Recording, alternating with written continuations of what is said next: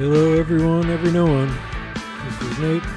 We'll be getting started in about 5-10 minutes and enjoying some cross desert to the ocean flight in Toliss A319 and X-Plane. Enjoy some King Gizzard and Lizard.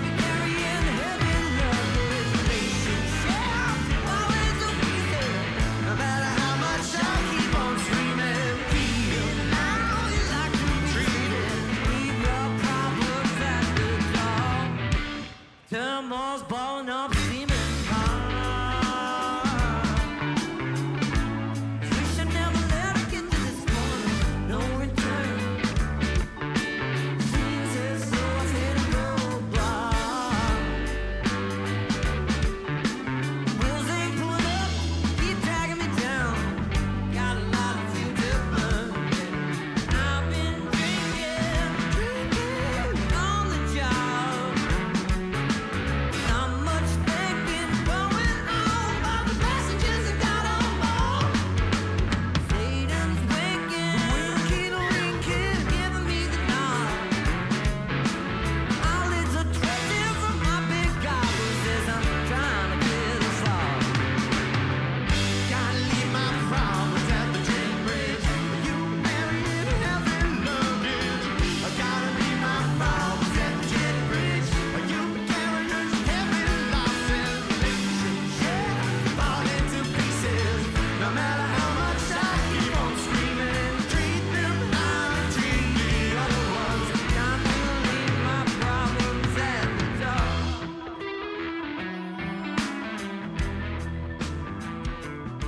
Hello, everyone, every new one.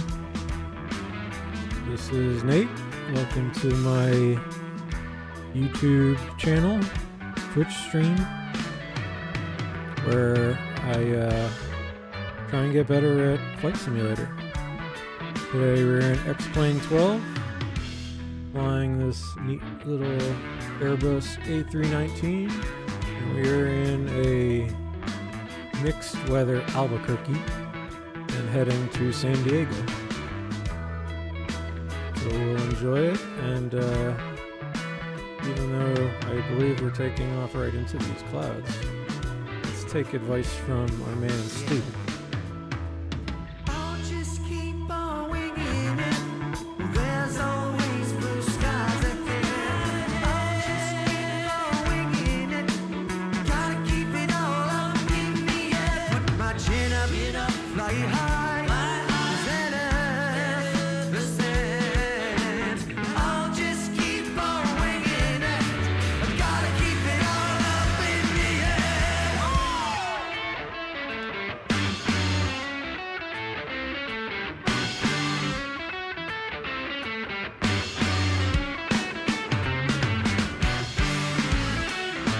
Alrighty, let's get started. So, thank you for tuning in. Let me thank myself for tuning in. I'll be the one watching this later if I need to watch back. So yeah, for anyone else, welcome to the stream.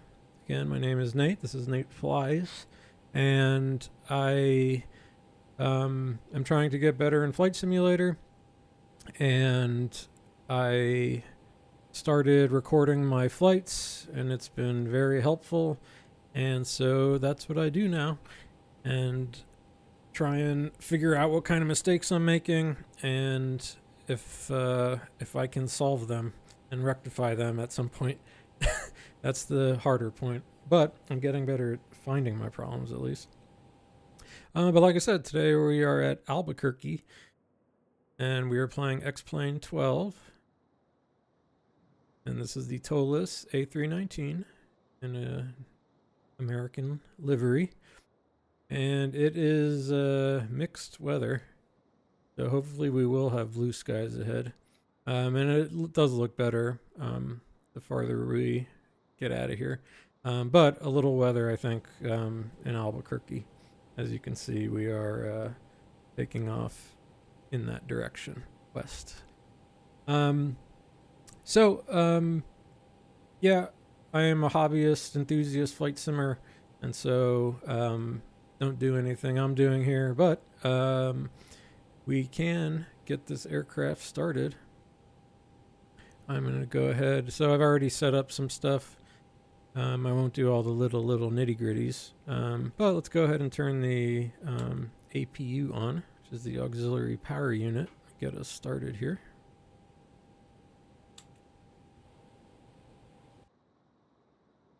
And the APU, loud enough. The APU is in the back of the aircraft here, and it is what supplies power to the aircraft while you're no longer on ground power. You should be able to hear it up here.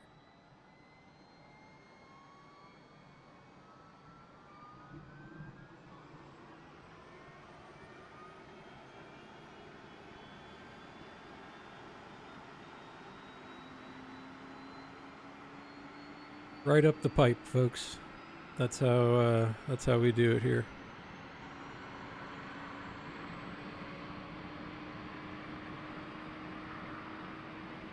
Yeah, I take this, to some extent seriously, some extent not seriously. Mostly just having fun. So with the APU running, it is available now. We can put the APU bleed on, and I'm going to get rid of the packs are coming on. It's probably hot. Let's go normal. And I'm going to get rid of the external power. And I believe I am in the Toliss here, so I can go external power gone, chocks gone. and we're basically ready to go. So yeah, I kind of just started learning this stuff during the pandemic when I wanted a little bit of to get the sense of getting out of the house again for once, and started enjoying just kind of flying around. But then I always loved travel and flying in big jets and interest in aviation, so that's where all the rest of the stuff came in. And so it was really cool learning, trying to learn how to fly this Airbus A319 today, which is a cool little plane. And otherwise, I like the Boeing 737, the Zibo mod, and X-Plane is my preferred simulator these days.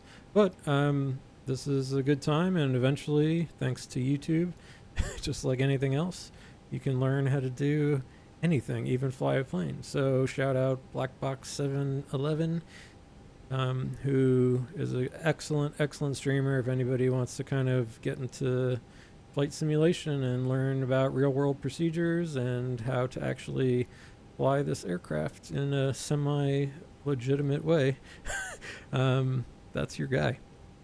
And then shout out Marshall Sutcliffe for totally unrelated wristwatch revival, who was the one who inspired me to start recording these streams. So inspirations aside, we can talk about that more. Let's go ahead and pre-plan our pushback, and we'll also do a little bit of I might as well do a little briefing with everyone here, but with myself. So we are in Albuquerque today. We are parked at the main terminal, and I believe we just back up onto Alpha somewhere. This place probably just dumps you back. So what we will be doing today is pushing back, let's call it, onto Alpha, and we will take Alpha all the way down to 26. So Alpha, and I mean, we're little, we could have taken this intersection, but let's just go full length. We'll go Alpha 11, and then we are taking off runway 26. So that's what the airport kind of looks like. This is like freight, and there's GA, and then this is all a military section. I didn't realize that. But yeah, so we'll be taking off straight to the west, and by the way, that's out into that, so we'll have to at least think about that cloud layer a little bit.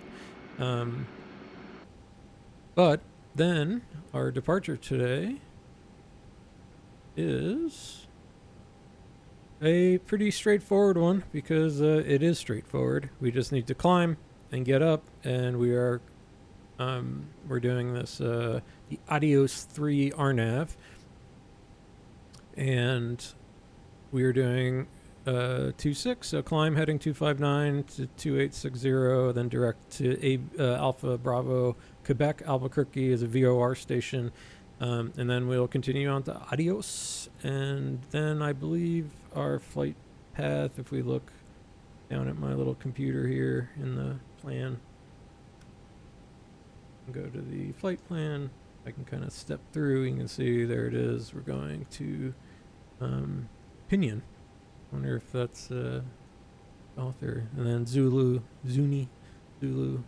uniform November, and then we were going all the way to San Diego, which has a kind of neat little approach, and I will be doing a flight path angle today because I've been trying to practice some other stuff in the Airbus, and I started doing it the other day, but it's such a short leg the last little bit, and I mean here it is really too. I'm going to be visual by then, but anyway, we'll at least have some other stuff to do, but we'll look over at that in a sec. And so I've already done our performance takeoff calculations. These aircraft are like rockets, so you got to kind of get the right speed so that you can stop before you run off the end of the runway or take off. So there's our takeoff performance set. So let's go ahead and push back. Okay, pre-planned pushback, and I'm pretty sure they just dump you.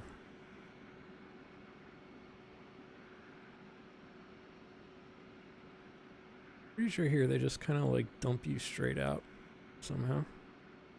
This. Yeah, like, let's do this. Ground to cockpit. Plan acknowledged. Call me through the menu when you are ready.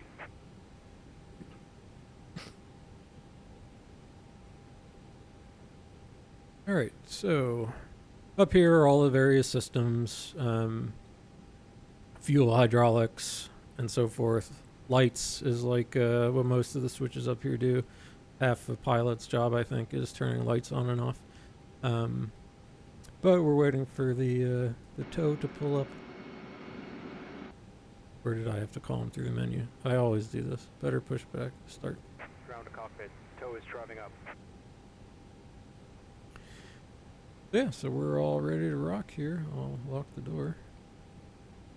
Wait for this to get hooked up, and then we will start doing more. So in the flight computer here, I will... So just, you'll see sometimes I don't actually click on anything. I have this whole shebang and this and the rudder, you know, the whole situation. I've got a flight sim rig. It's at least half the fun of the hobby, if not all of it. But so I'll be cycling through this stuff. But you can see here's our takeoff performance. 26. 26. There is our go. Okay, all doors and hatches are closed. Ready to connect. And yeah, I've really been enjoying the this Toliss A319. So I'm gonna kind of mess around in this thing until my vacation coming up. So let's think about our weather.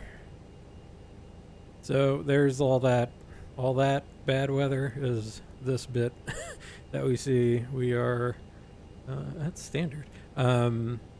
Altimeter and winds should be not too bad, and just 4 knots. And you can see here we'll be having a little bit of tailwind. Release parking brake. It should be okay. Okay, so like I said, I try and do some of this stuff legitimately, so let me do my before start checklist real quick. Okay, the windows and doors are closed and locked. The APU is on. APU bleed air is on. We have already set up the computers. If we were doing this on VATSIM, I would have gotten a clearance. It would have been something like, you know, what's my call sign today? I think American 4622. So it would be something like, okay, expecting American 4622, expecting runway 26 on the Adios 3 departure, climb and maintain flight level 200 via SID. Squawk is the transponder code, usually something like 2000. I would go ahead and flip that so they can read us. And I think that was about everything. They would have, I just would have parroted back what they were telling me. But in getting ready for pushback, I would then also say, ground, this is American 4622 requesting push and start. And they would give me some kind of permission, and I would say, okay. So let's keep doing that, our before start checklist. So we have all our external power off, and now that we're getting ready for pushback, I'm gonna go ahead and turn our fuel pumps on, because we will need that. Seat belts are on, thrust levers are checked and idle. I did play around with them, so I actually should check them, because in the Toliss I've been messing around. Our fuel quantity is all good. We have 14 point something is what we want. And all right, takeoff data is all set. Transponder is on. The beacon lights they are on. Engine mode selector. Well, we'll do all that as we start pushing back. So I'm pretty sure he's hooked up. Let me get this seat rest out of the way. Armrest. Okay. Let's release parking brake and get this bad boy going. Starting pushback. and you may start engines. Okay, so I'll click on the engine page. It is cool on the Airbus. You get all this stuff. I wonder if my... I need to double check the temperatures for this. But anyway, as we're pushing back, let's go ahead and start engine 2.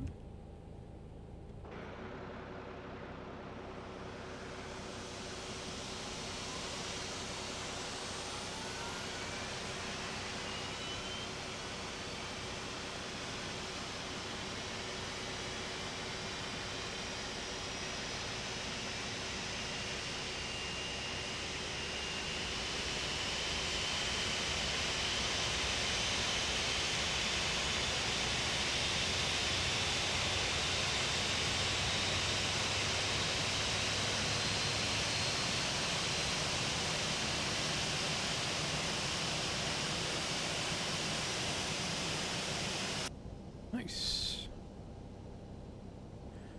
Yeah, these are turbine engines. They, there we go, engine available.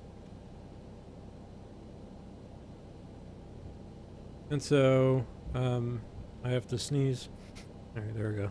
Went away, thank goodness. But yeah, so these are turbine engines, and so the idea is you, will start engine 1.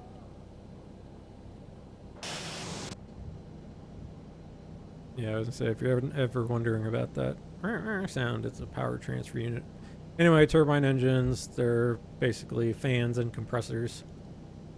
And when you turn the engine on, the APU bleed air helps the N2 fan turn, and then once the oxygen mixture is just right, some fuel is added and a spark, and this bad boy starts firing up. Operation complete. Set parking brake.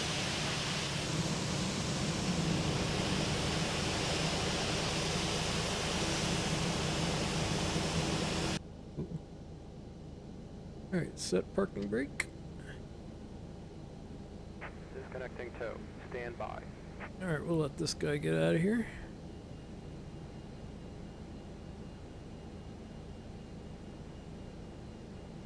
Alright, we have good engine startup.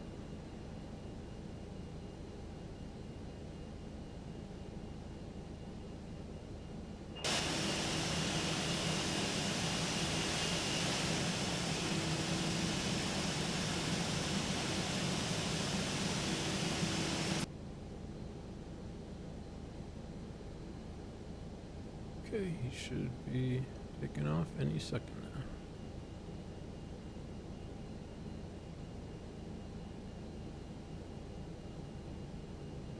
Alright, so parking brake is set. Go ahead and turn engine mode selector. Disconnected. Bypass bin has been removed. Hand signal on the left. We'll see you next time and have a safe flight. Alright, I will. Thank you, dude. So we will arm the spoilers. That knob. We will set our flaps. Today is a, yeah, if you want to see, when you're sitting in a plane and these flaps, they come way out eventually, slats, and because you need a little more surface area when you're taking off. So I shouldn't do things. So that was the flaps. Let's go ahead up here. We can go ahead and get the APU lead off. We can get the APU off. We can set our stirrups to auto. Let's do runway turn off. Lights are on. Let's set our nose wheel to taxi. And up here, that's looking good. Set our parking brake to max. What else do I need to do here? I guess I can ding the cabin and do a takeoff config test. Alright, everything is good. So let's do after start. Parking brake is on. Engine mode selector is norm. APU off. Auto brakes are set max. Flight controls are not checked, so let's do that. Which really should do because... And I didn't set my pitch. So full up. Full down. Full left. Full right. Let's check our rudders. Full left. Full right. Neutral. Alright, cool. So flight controls are checked. Go back to my engine status page here. Flaps are set. 1 plus F. Pitch trim is up 0.4. Flight controls one more time for that. Engine. Rudder trim is 0. And anti-ice, don't need any now. We'll see what happens when we get up there. And flight instruments are all checked, so we're ready to rock.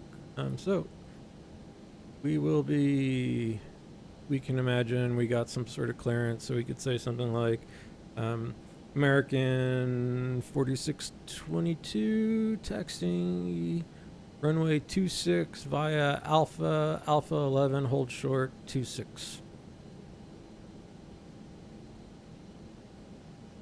So that's what we will do. Alright, let's get going. Parking brake is off. Ourselves a little juice.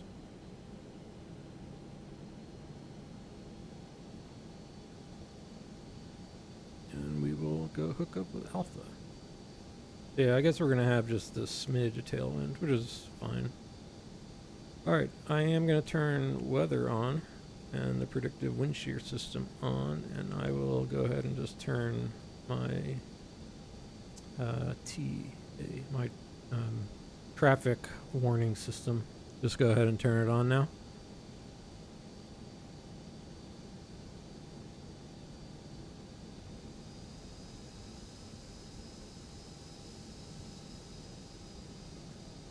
One thing from previous streams that I need to work on is I am an exceptionally bad taxier.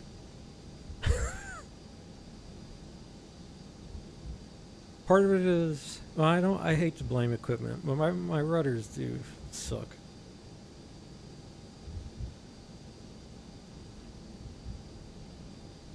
So I have pretty cool stuff. I got all the wind control gear and honeycomb, Bravo, etc., but I do just have the first thing I bought when I got into flight sim, because it seemed to be the most important, were the rudders. I just have the Logitech rudders that are kind of just plasticky and they're either very touchy or not touchy at all. They suck. Anyway, so here's how you navigate around an airport. We're on Alpha. It's saying Alpha that way, Charlie that way. We don't want that. This would be Bravo 4. Here's Alpha.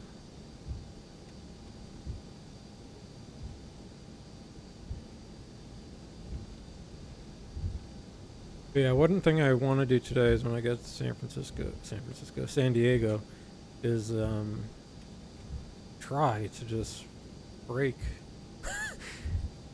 Get this aircraft to slow down. Even if I should just like stop on the runway, to tell you the truth, since it's all for practice here, just to stay straight.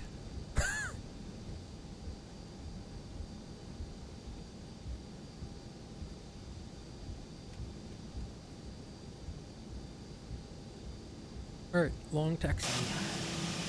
And we get to fly right into all that. Speaking of, bad taxi. Stay on the line. Well, everything's in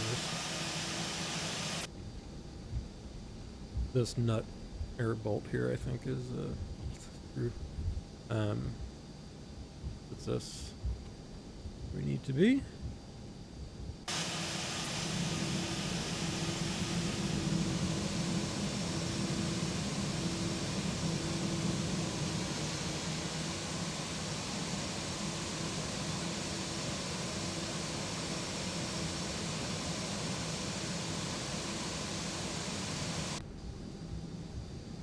I do love the sounds in Flight Simulator.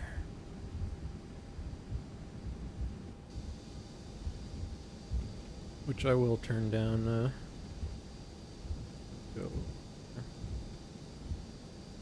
or excuse me, once we get in the air. Alright, long taxi.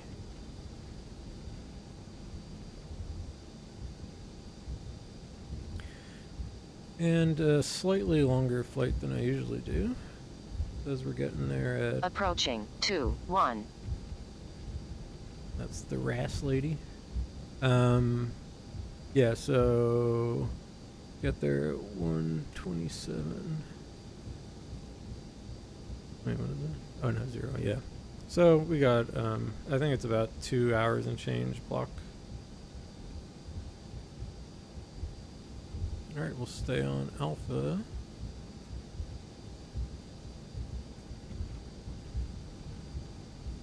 So the other big reason that I started doing this and trying to improve to at least a certain level is because, and I can look at what the action is going on. There's a big global online network, VATSIM. And so that is basically an online ATC network that has global coverage depending on where places are staffed or not. And so, yeah, there you fly with other people, and you've got to fly according to real-world procedures.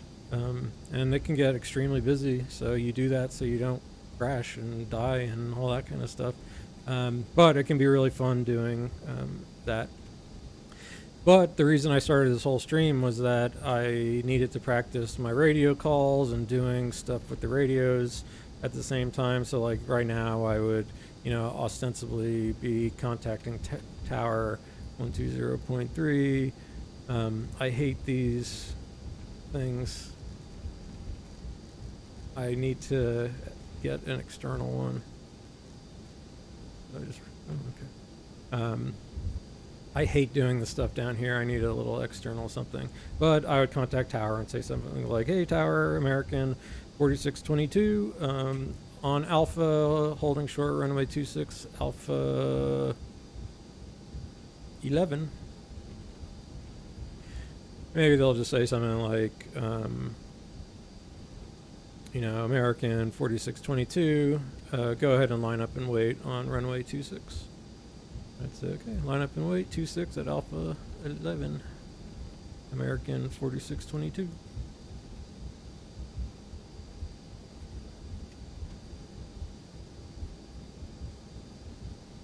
Albuquerque, you're a big-ass airport, Jesus.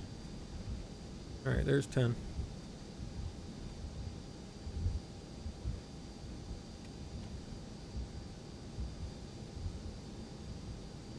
And we've got plenty of room for our takeoff today. And again, to look at the star, we're just heading straight out, more or less.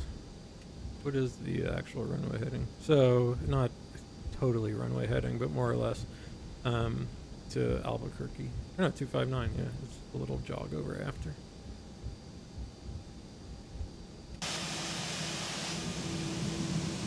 And this is a small aircraft, the A319.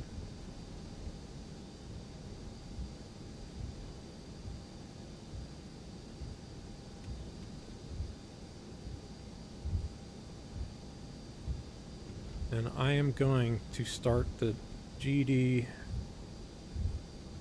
chrono.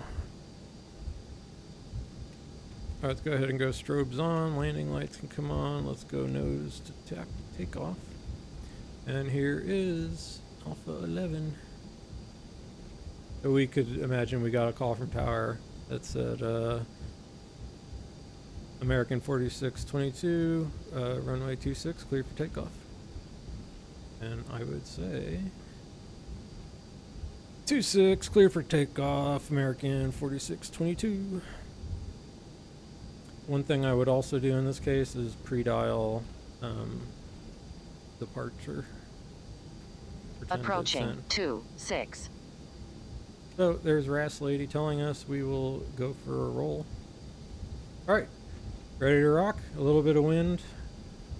Tailwind on runway 26. Alright, let's go. And flex 57 SRS.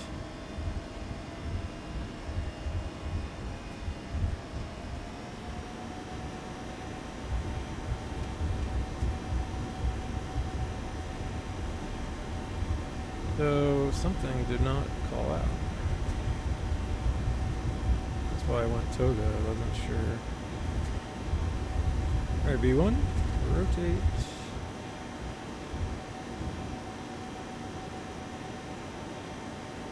Alright, nav. Alright, positive vertical climb, gear up.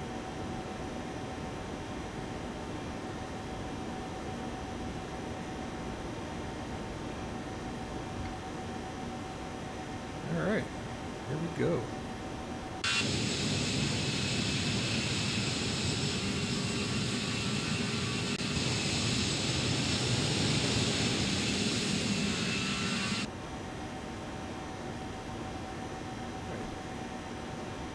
Thrust climb, climb.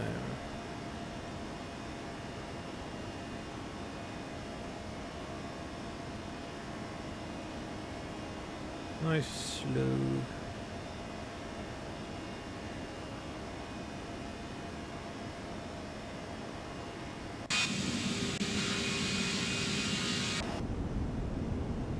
Here's that threatening weather.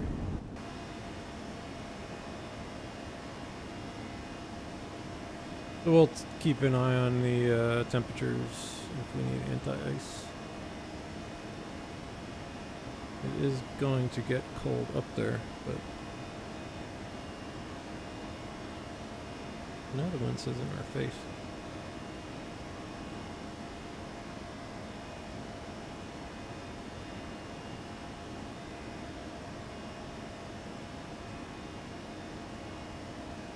Alright, just hand flying here. I'll take it out to the VOR. Alright, you see that little S on our primary flight display. The flaps retraction speed. So we'll go ahead and put the flaps up. And I'm going to engage the autopilot. And we're on our way to flight level 200. Can do some cleanup here. Disarm the spoiler. And we are above 10,000, so we'll call that lights off.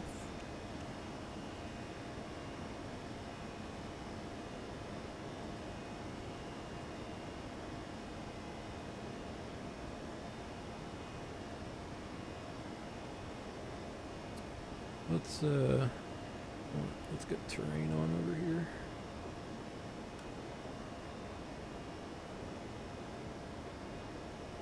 I'll be curious if we get any actual weather returns.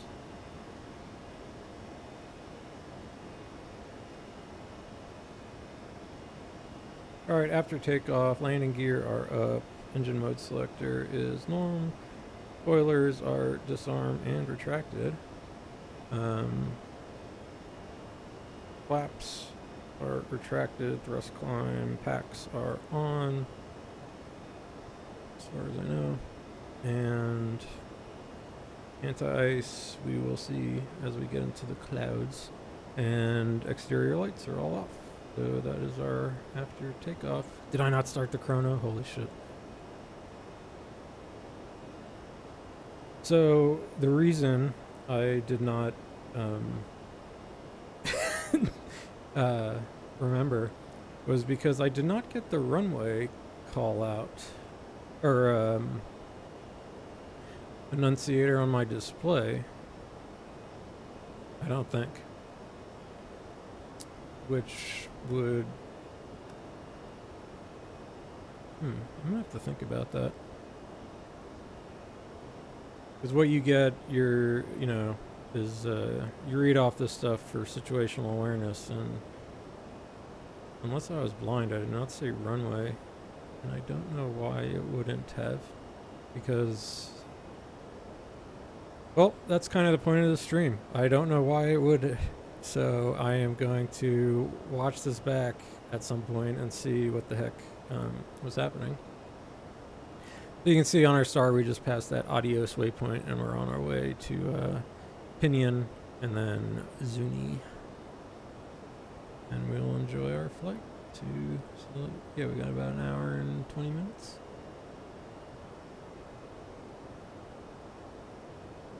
Yeah, could swear the UTC was all whacked out a minute ago too. Maybe there's, well, as usual, hopefully there was a little bug. I always like when it's me problems, not, or the sim problem, not me problem. Anyway, at some point we also maybe would have contacted departure. We're coming up on 18,000 feet, so that's standard. So I'm gonna go ahead and pull that standard. That sets it 3 times here, and going up to flight level 200. And our climb today is next phase. Oops.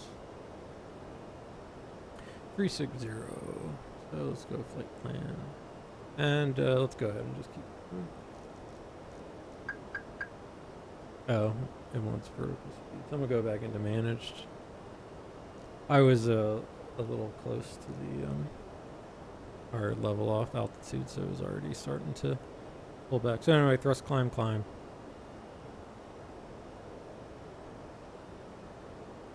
We're on the way.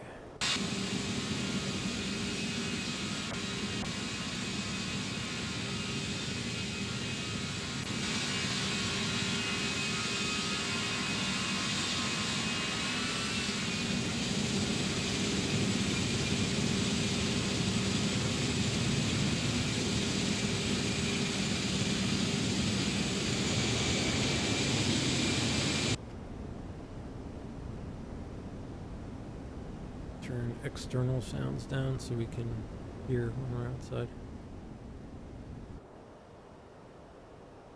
All right, we are flying. We are climbing.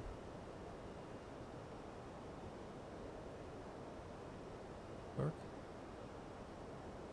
One is the underneath in the Airbus here are these knobs. It lights up that. It lights up back there, although everything's looking good. Yeah, so the reason I'm learning this aircraft is because I'd like to be able to have the flexibility to fly kind of the popular aircrafts on VATSIM that other people I know would be flying, mainly because I'd really like to do some shared flights, and I think that would be really fun to do a couple rotations with the actual two-person concept, so someone can pay attention to the radios and various things, and the pilot flying can fly while the pilot monitoring monitors. And yeah, I think that would be fun. So below 5, let's say smoke them if you got them, and belts off. Did that a few times. Alright, all looking good. So this cloud layer is quite I guess we're maybe about to be in it. So let's check some stuff. Ooh, we got some turbulence. Oh, which actually reminds me. Let me see some. Okay, so that's just my head shake app. Alright, so let's check a couple things. Weather, temperature.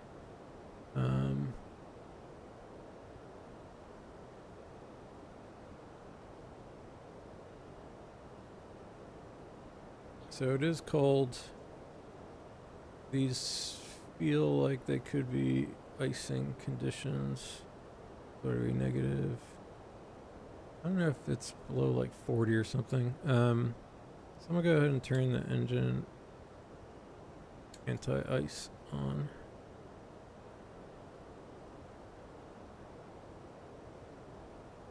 See if we can't get through this layer. And we could arguably, what is the, what's the ceiling on an A319?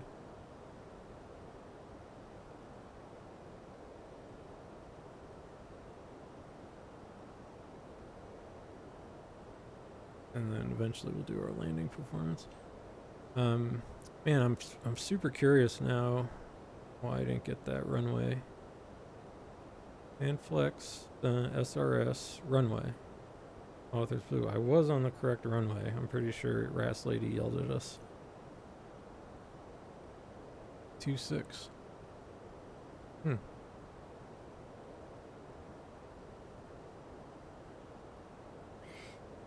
Curious. I do not know.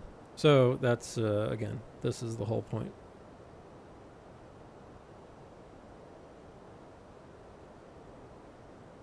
So we're going to kind of keep an eye out here, see if we can, because I should check to see what the,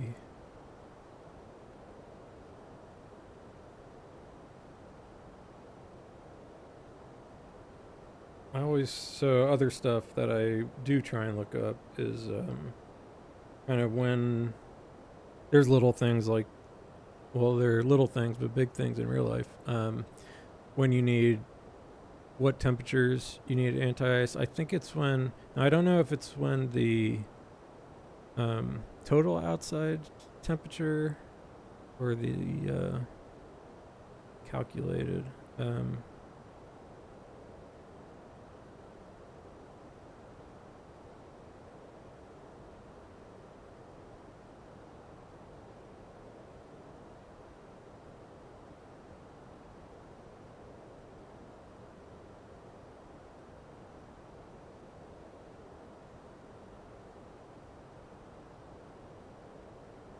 Okay, when it's below 40. Alright, so we're good. SAT below 40. We probably didn't need it at all.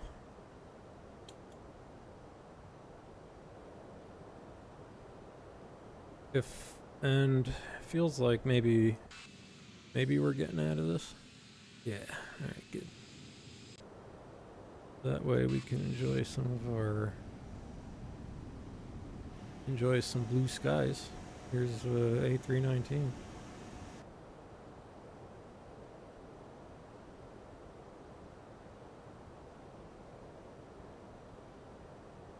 Let's see how we break through here. Ah, there we go. And since it's a longer flight, and oh my god, I've been stream starting soon the whole time. Sorry. Rookie shit. Alright, above the clouds. Great.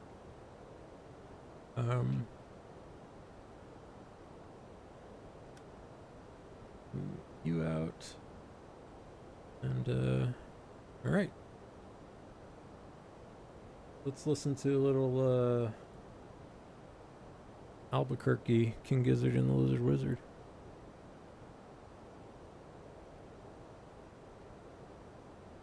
Little heavy to start, but why not?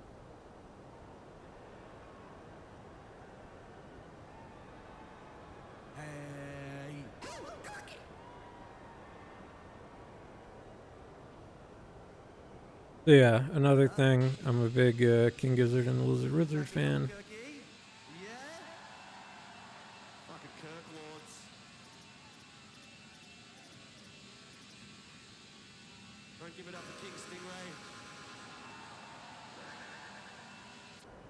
Yeah, I am on vacation for almost the whole month.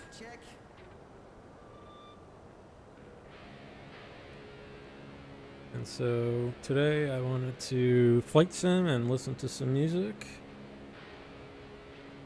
And my vacation is nominally flight sim related because I am going to Europe, and while I'm there, happens to be the flight sim, flight sim weekend in Lelystad in the Netherlands. The Netherlands being one of my, if not my favorite country on the earth. I really enjoy my time in the Netherlands, and I have friends out there, so it's a good time, and I impose on them and stay as long as they'll let me. But usually in March I try and take off. So let's enjoy some King Gizzard. This is from the Couch Tour live in Albuquerque. So while we're still technically on the Albuquerque Star, we're somewhere in here. We haven't gotten to the Zoom yet.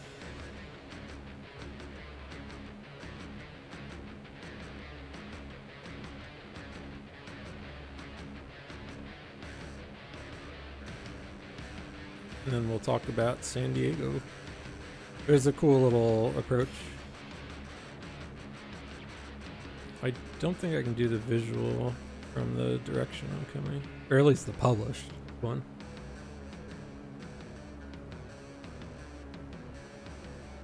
Very toolish.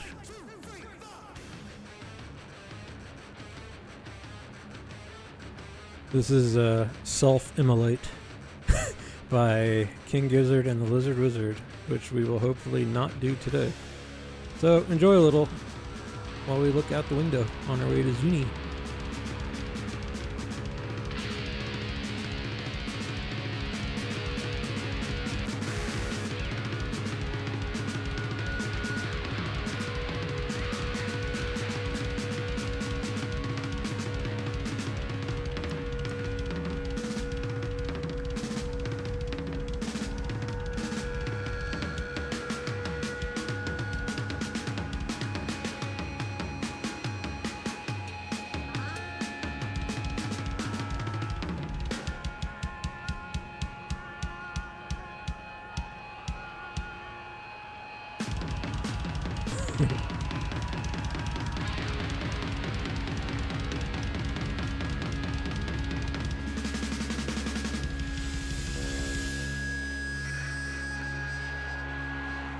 This looks to be like the shortest self-immolate.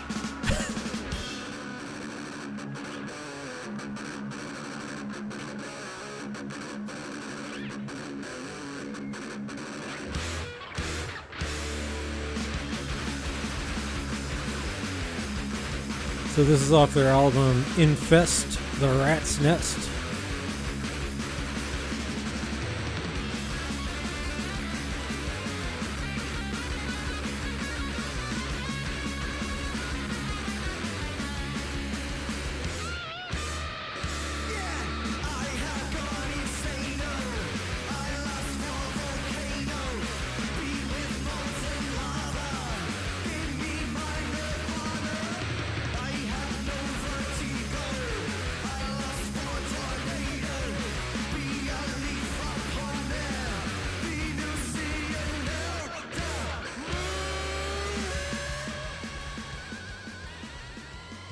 So you saw that. That's kind of an X-plane weirdness. The lights sometimes just do weird stuff. Although that reminds me, I wanted to see something.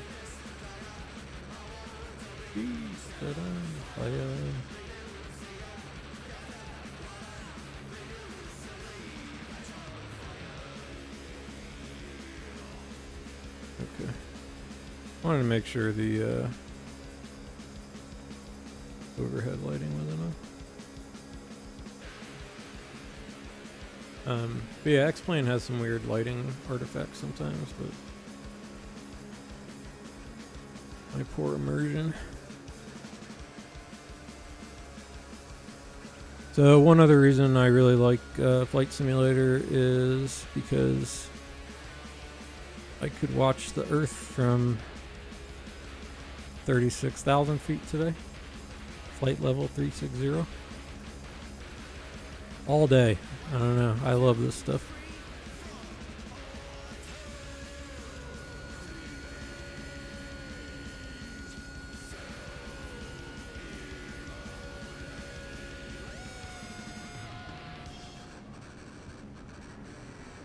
So yeah, King Gizzard, this is I think they're kind of like their first, not their first metal song, Ooh, that looks cool. But their first, maybe the first full kind of metalish album that they put together. Kind of got like a thrashy thing going on. I like it. And this eventually led to Petro-Jargonic Apocalypse, which is a great album. It kind of started getting me into the GIZZ. But they play so many different styles of music. It's wild. And they're absolutely a riot.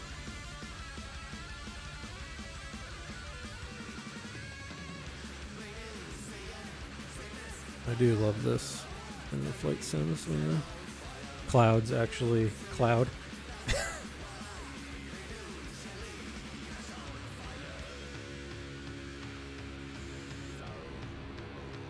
Okay, let's do a quick little look around as we approach that waypoint. So I don't have any failures or anything like that on because I'm, you know, dangerous enough. But in the Airbus, you can kind of cycle through all the systems to check for anything.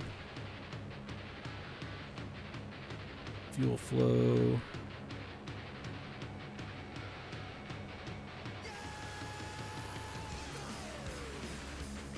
This is our cruise status here.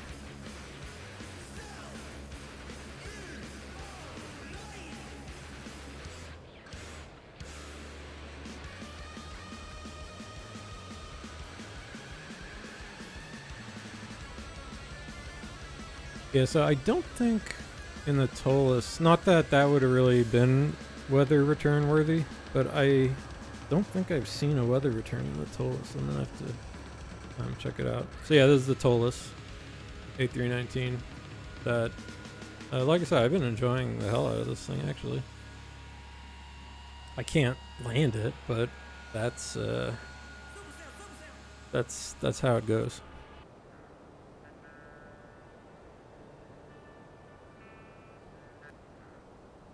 This playlist.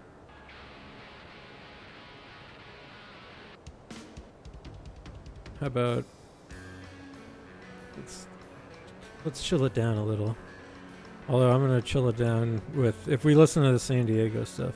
But this Albuquerque is good. This is from their album Polygon Wanna Land.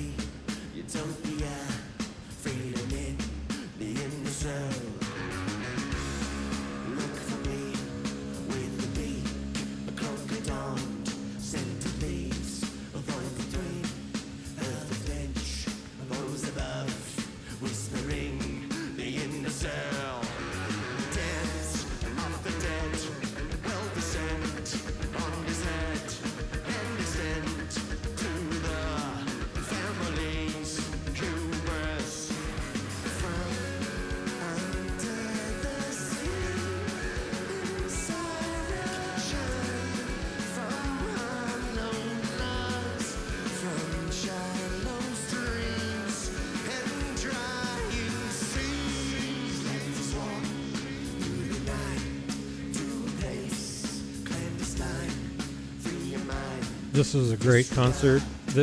Really, this whole middle section of the couch tour in 2024 was fantastic. I love these shows through here. Through here. When they were traveling out west.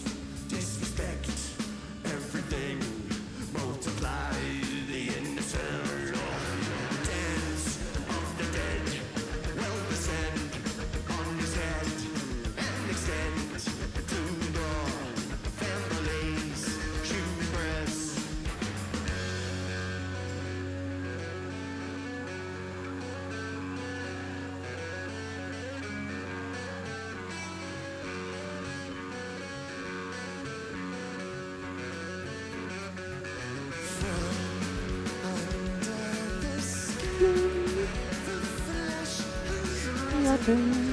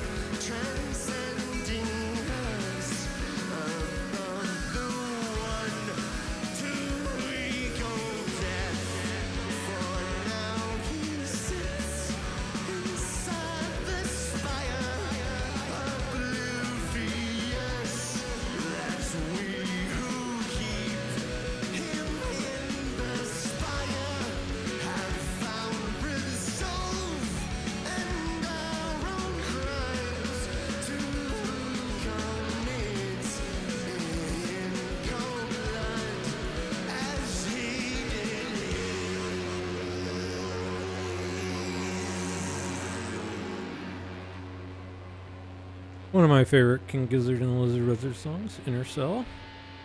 Part of the, I guess, the beginning of the Loyalty Horology suite. There's a cluster of songs from the album that are fantastic.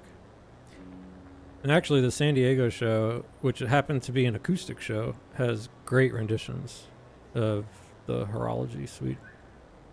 What do they do? Inner Cell, Crumbling Castle maybe? Do they do Loyalty?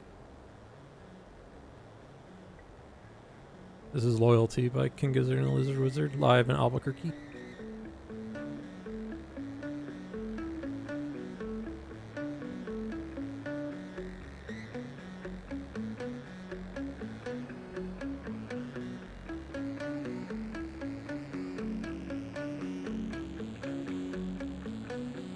You'll notice I'm not paying too much attention to aircraft today because this is a pretty straightforward one.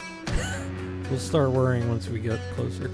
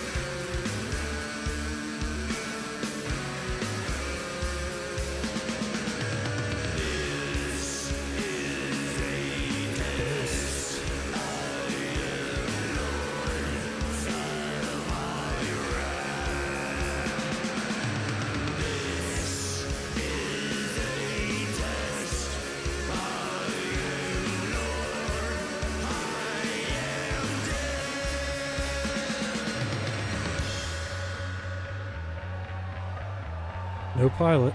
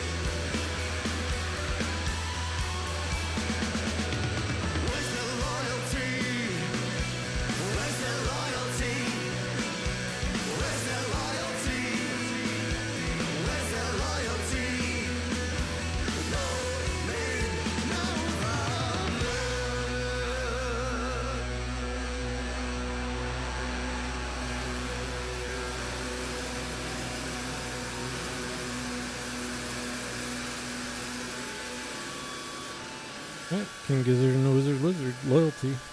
I don't know what's next on the playlist. Horology, of course. It's the Horology suite. But they sometimes play, it depends what of the suite they are going to be playing. So the one thing about X-Plane, sometimes you get these kind of scenery weirdness. Really Microsoft too.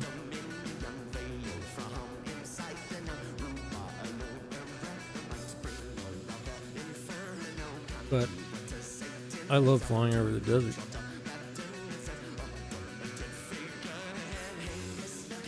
I like being in the desert for that matter. It's kind of ironic. My two favorite places on the earth are extreme dry and canyon versus flat.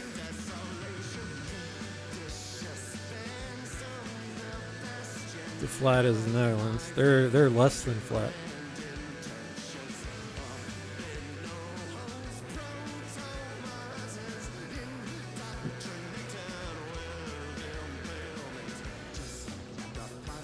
So as I was showing before too, kind of where we are, we're heading, I don't know if you'd actually be able to see Phoenix. Way out there somewhere. I don't know if it renders in that much. Because they're over the mountains.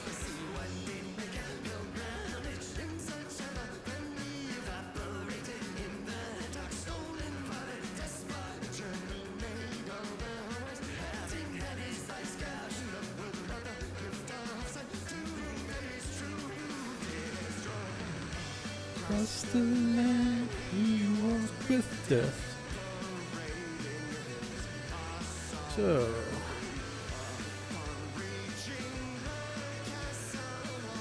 we're jumping around a little bit here.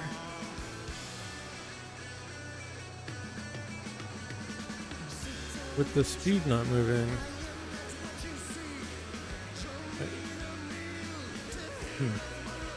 Interesting.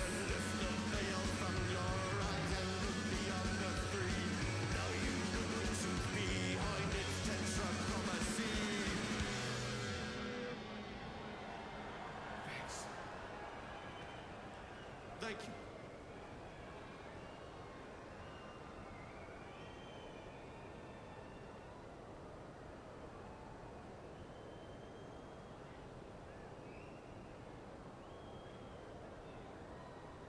Pretty tight, we made that. Very dope.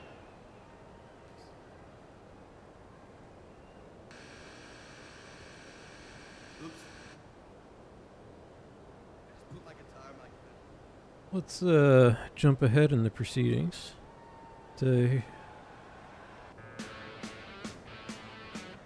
so yeah, we go from, weird prog rock to I don't know what this always reminds my buddy and I joke around, this is their festival filler.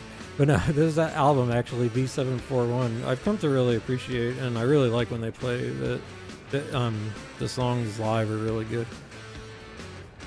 But they play like this kind of rock and roll ambi. Got a great voice. Obviously a percussionist and keyboards.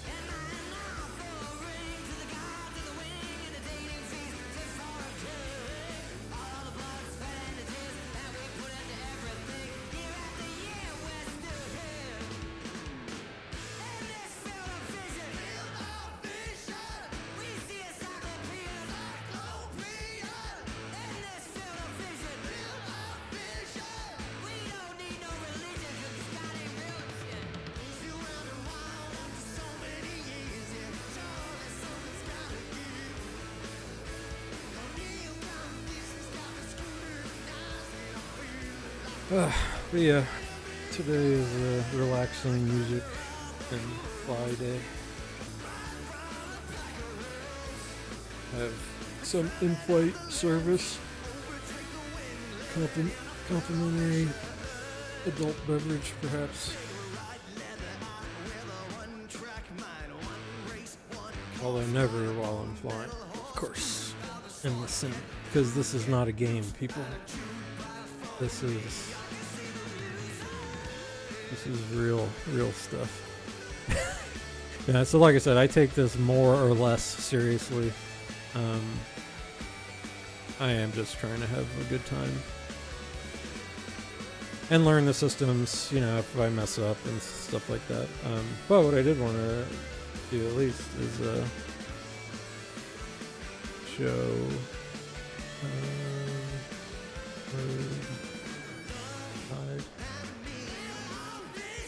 VATSIM.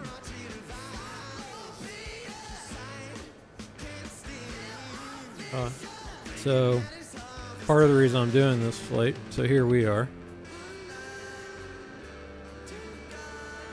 Now, with VATSIM, like I said, it's a big online network. So here are a bunch of other flight sim dudes and dudettes and whoever else flying around the U.S. today, and you can see which airports have coverage. So there would be a controller here. Chris is helping out.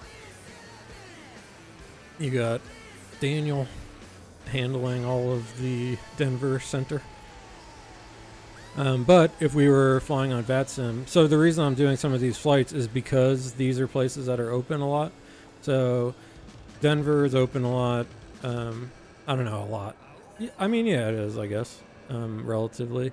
And Boise, actually, I bet this is like a cargo.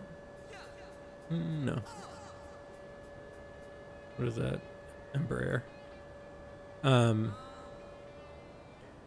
It's a Boise, I think, is a UPS hub or something.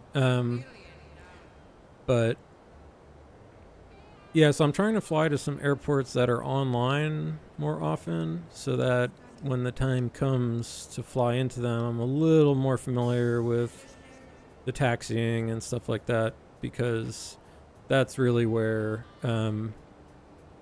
you know, familiarity just helps a lot with everything. Just knowing some of the, even just knowing like some of the common waypoints around the airport is helpful, because it's hard to understand these controllers sometimes. And to not have them read back a million things, you know, you get familiar, not that you know like all these waypoints, but at least the stuff that you're likely to get as an instruction. But yeah, so that's VATSIM. It's super cool. If I stream tomorrow, I don't like, so I've only done a handful of flights in VATSIM, and that's my goal, was my big goal with this, was to have an accountability. If you want, you can go watch my VATSIM accountability streams. Again, the reason I've been flying kind of Tampa, Miami area, also because I'm from here, and so I like it. But here's some people crossing the pond that I am looking forward to doing IRL soon. And Europe is always very busy and always has very excellent coverage. So yeah, you could fly across Europe right now and have basically full coverage everywhere you go. It's really staffed today. Holy cow. It always is, but this seems, France is not usually. So it's a good, and you can see it does get busy, like around Heathrow here. Here are people all probably coming in. And so the controller has to sequence everybody up. This person is coming back. Oh, they must have done a return flight. So they're doing like a rotation to the Netherlands. Is this, what's here, Heathrow? Which is it's a really interesting approach into Heathrow. As you can see, there's like, it's sketchy. It's tight, and there's a lot going on, lots of traffic and other airports. But Germany is always very busy too, and kind of some of the streamer community that I like is very German focused. Not focused. What's the word I'm looking for here? I mean, they're just from Germany. So, which is what I was saying tomorrow. Where is it? Frankfurt down here. They do this thing, Frankfurt Friday. This airport is always busy. Like, this is just... So this is just normal. Holy shit. So this is like, I might eventually work my way up to do somewhere like Frankfurt. And on Fridays they have an event here. Sorry, and man, I think in real life they had like as many arrivals and departures, or as much traffic, however you want to parse it, as real the real airport.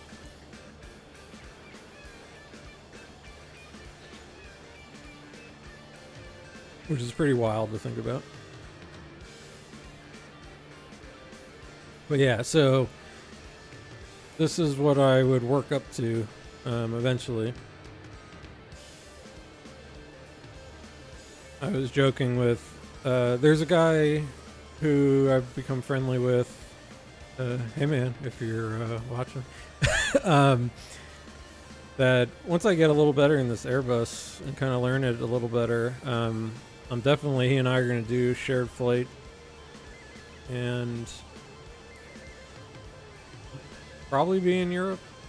I don't know. We'll figure that out ahead of time. But I was joking that my the final boss is to do a Frankfurt Friday with full control and the madness.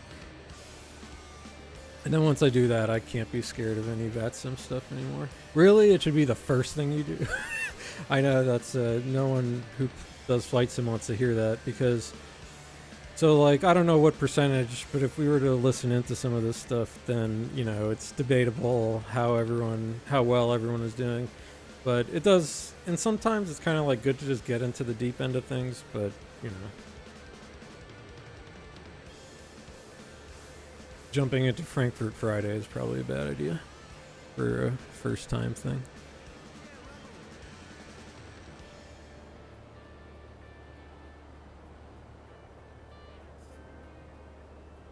So I stayed, where are we?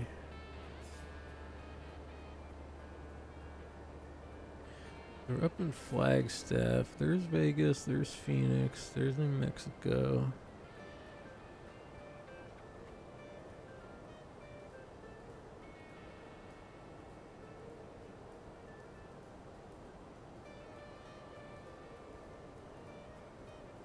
Vegas and DC.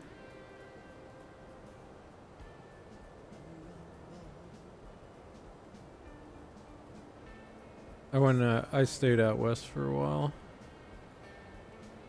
in the desert.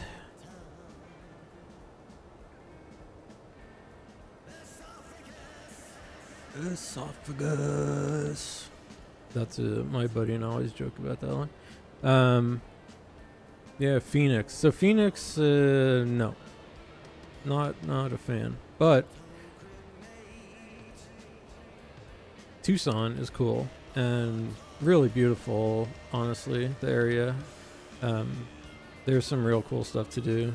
I always call it Lake Lemon because I have a Lake Lemon near me. But Mount Lemon was really pretty, and then the Saguaro National Park, whatever. This is the military base, but yeah, there's lots of cool stuff to do down there. I have family who are there, and it's a cool area. But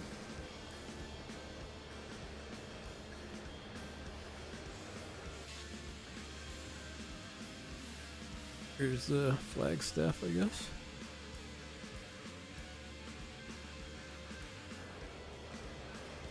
All right. I feel like... Alright, top of descent is not for a minute.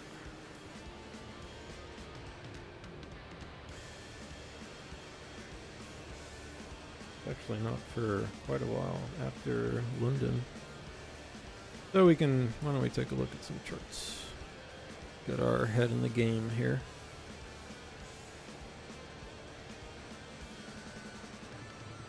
So, heading into San Diego, we'll be coming from this kind of northeasterly, and we will be doing the LOC 1 RNAV arrival.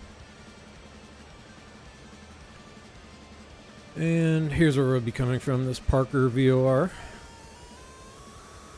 Stu. Excuse me. On behalf of Stu, excuse me.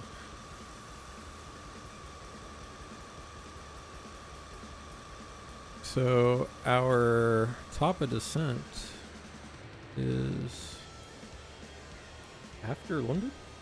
Is it really? Oh yeah, right. Probably at London, yeah. 216, 18. Yeah. Alright, cool. So, usually about 40 miles out is when I'd start thinking about planning, but we're, you know, we got some time to look at some charts. So, we will expect RNAV runway 27 or localizer runway 27. That's what I think I'm going to do because I want to keep using with the FPA mode. So in the Airbus, you can flip over and set, instead of a vertical speed, a vertical profile. I think that must be with vertical path angle, vertical profile, attack. I don't know the exact, but you can just set that to the final glide slope course, because this is a localizer only, so meaning it gives us what do you call it, lateral navigation but not vertical navigation. So it'll help us align us with the runway, but we have to ourselves get down.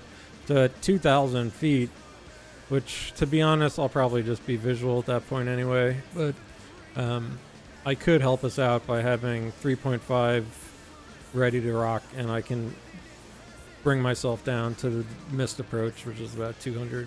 No. Oh, no, it's higher. I forgot because it's not an ILS. So we'll have about 1,500 feet worth, 1,400 feet worth, 1,300 feet worth, really, of time to mess around with the flight path angle before we go visual. But yeah.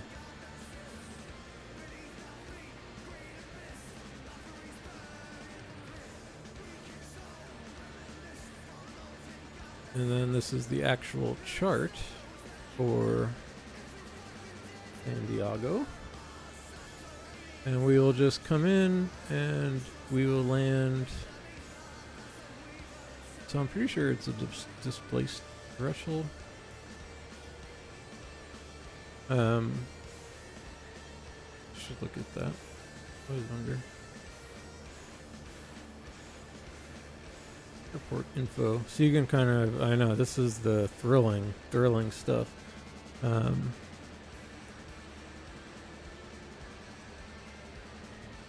blah blah.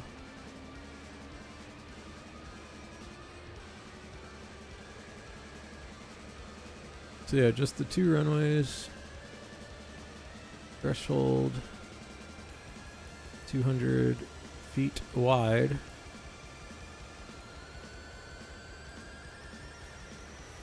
It's a narrow one.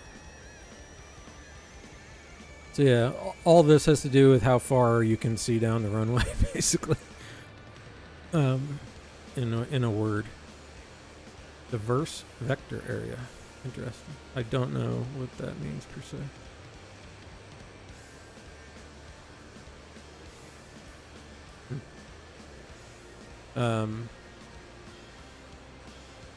But yeah, all kinds of interesting charts to look at. You wanna, so this is, it tells you what you're gonna be expecting. So yeah, we've got this kind of displaced threshold here. This is a really cool approach too. I mean, you get to see the bay. But they kind of tell you what's going on, rising terrain, heavily congested airspace, because there's naval bases all around here, and they want you to be quiet. So I know, like, when I've been doing this one before, I've buzzed this warehouse or whatever. I guess that is the parking garage on Shore Final, unless that is. Right-hand traffic pattern, PAPIs, which is these lights that tell you if you're high or low. High rate of unstable approaches to this runway. There is a visual approach procedure for this runway. Has a displaced threshold.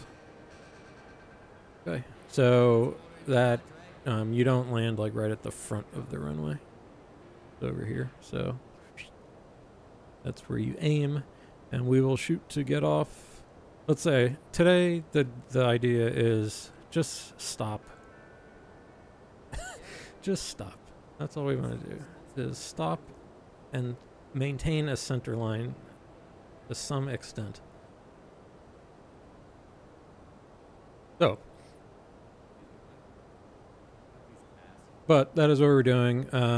I will just be using standard lateral and vertical modes to get me down to this 2000. And from there, I'll go flight path angle down. And as far as the star goes, we only have these kind of restrictions here. So once we get to top of descent, I'll just dial. I mean, this aircraft does a good job on VNAV, so I'm not worried about busting. So I could go all the way down to the 6,000 it wants me to be at for Lucky. And then there's Lindy. So I want to be 210, 5,000, above 5,000. So that's the idea for our approach. And check the weather.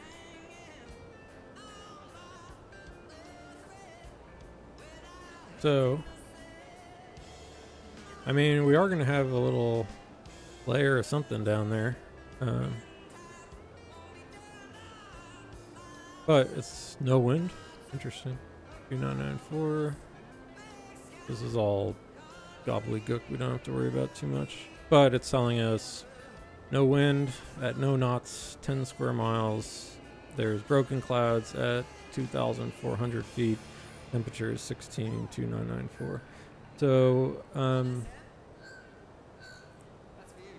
you know, why not? Let's do something.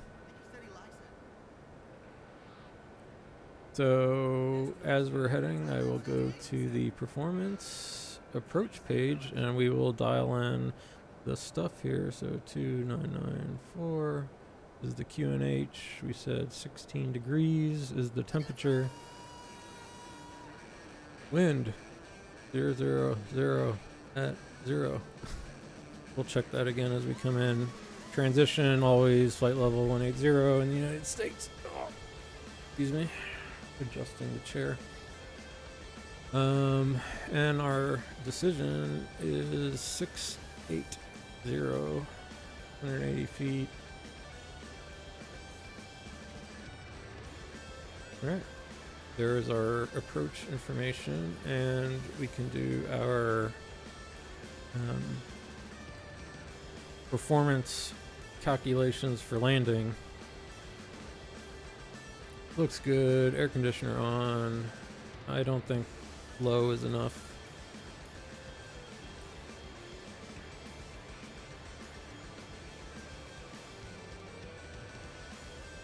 You know what, given I want to be the one stopping us this time, we could go like medium, and then that's definite hot brakes. Let's go low.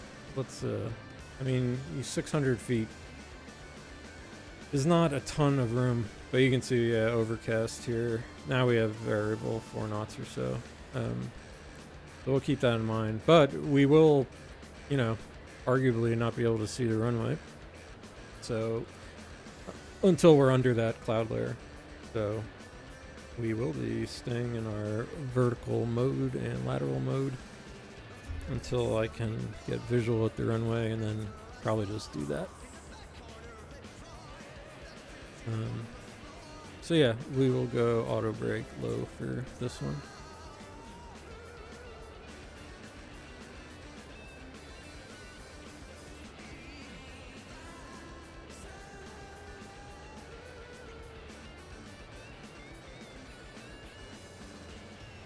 And I could give myself...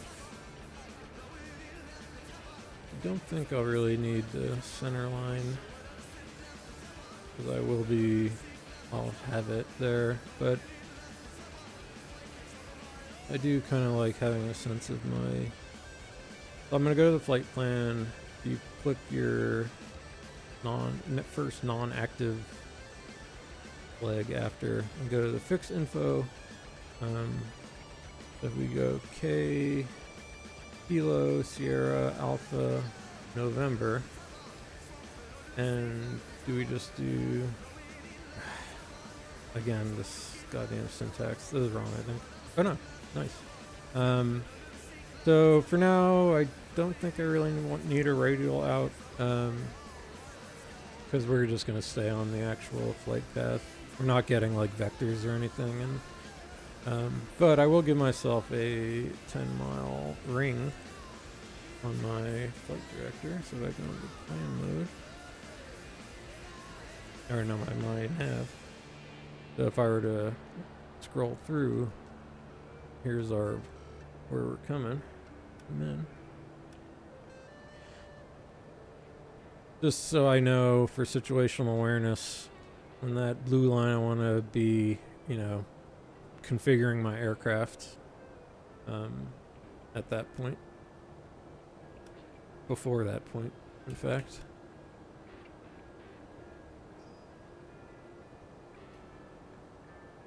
Just so I have a little more time to play with things. But yeah, for this landing, I'm gonna go, kind of do the thing. Flight director off, bird on, which is this thing. That shows your, how do you describe it? I mean, I guess it shows your flight path angle.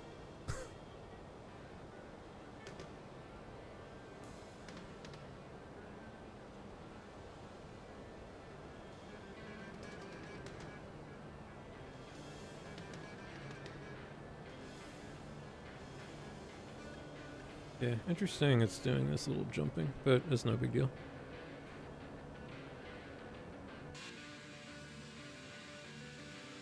So in general, in these flight sims, scenery just gets better as you go to more populated, or not populated, but at least more traveled areas. So the US is pretty decent satellite coverage. Some countries, not as good.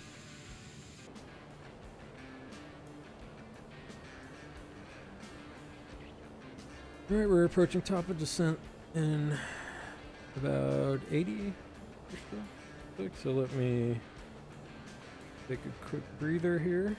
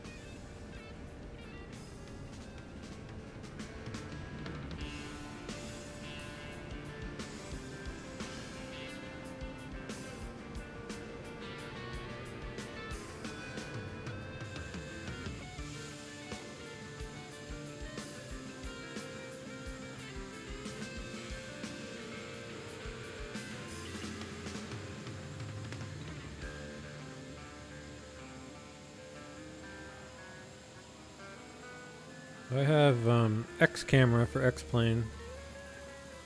which I should record some decent orbital shots, so I can just do this automatically. Manual for now.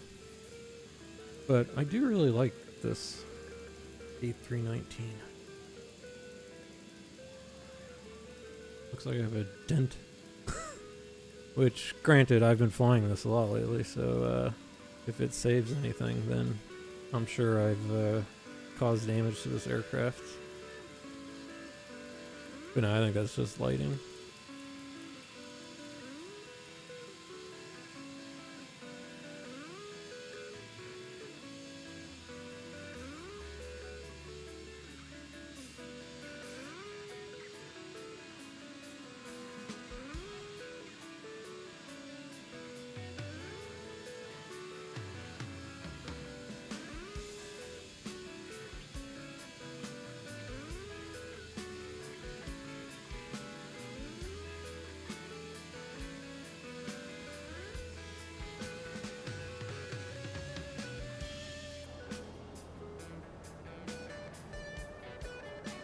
This is a long version of the dripping tap.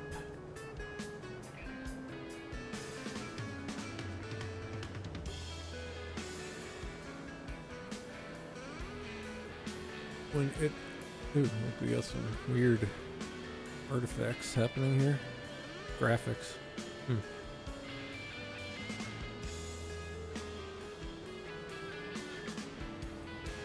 X-plane lighting can be awkward.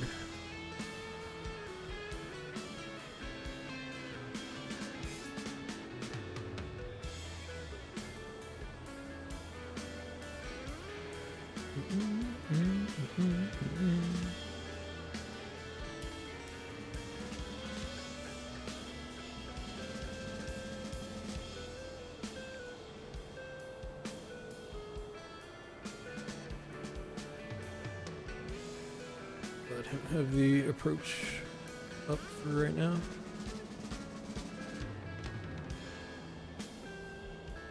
There was something I was meaning to learn from last time. I should have wrote it down. I had been writing down everything. Then my list got too long.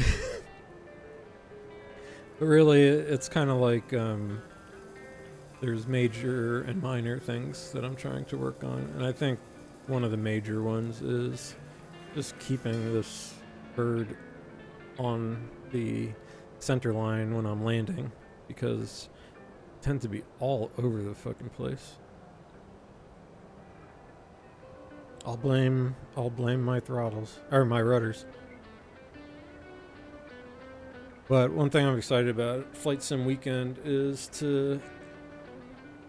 there's a couple companies there that have manufacturers that have rudders that I've kind of had a half eye on, so I'm hoping to try them out and maybe upgrade them. But the insanity of it all is I am doing Flight Sim stuff and my wife is coming along. It's usually hard for her to take off work, so I've gone on, you know, I think I mentioned I go to like to go to the Netherlands. Like, it's my dream is to you know, have like a vacation home in Europe or something. And what I'll do is just exploit my good buddy who lives there, and he knows because I talk to him just like this. Who hates it there actually, and he will complain endlessly about it while I say everything good about it, and we fight. That's our dynamic. No. Where's my mouse? I realized the other day I have a lot of my screen, more of my screen cut off than I thought. But yeah, so sometimes I just go, because like I said, it's like I go every year. It's like a, you know, I'm not a religious man, and I don't really observe the holidays unless coerced.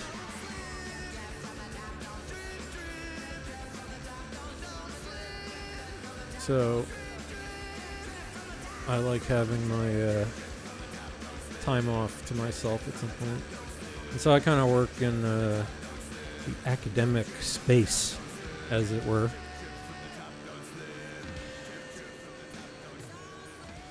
And often the new year brings a lot of work because people are coming back from Christmas having not done anything. And they need an editor to help them, and that is what I do.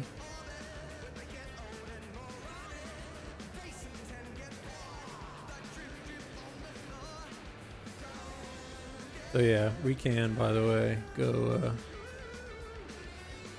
brew and, you know, make coffee and stuff. If you're ever interested in what the galley looks like. And if you really, actually a cool YouTube channel, go follow, what's the actual name, but the Stig is his name, not the Top Gear version. But he does some repairs. So he's an airline mechanic, and he kind of streams himself or records himself. So yeah, people don't like the Toliss because it's got shitty textures. Like, that's just that's the coffee machine. But he goes and what the hell? Those work? Probably editing something in the cockpit. Let's make sure we didn't flip any switches in here.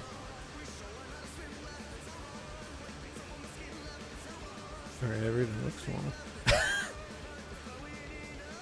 normal.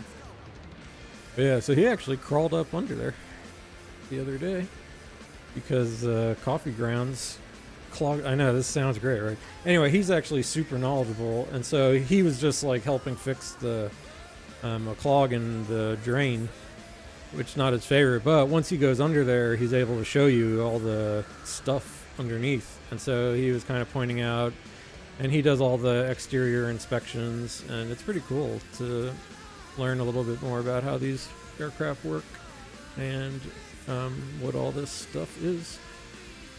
But yeah, he does all the engine checks, and you know, you can like not only fry an egg, you can burn an egg on this bad boy when you land.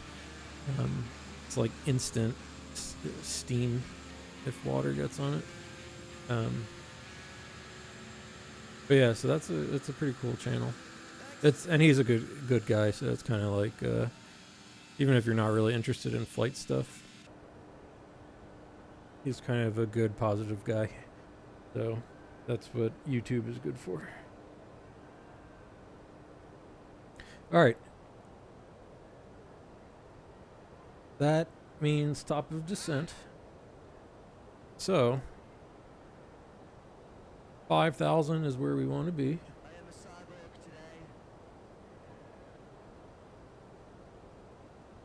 And we will listen to a little bit of the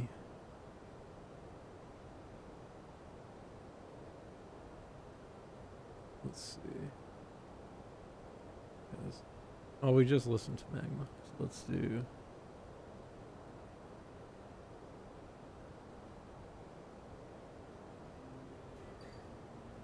so we'll listen to a little bit of Acoustic GIZZ. This is flight B741.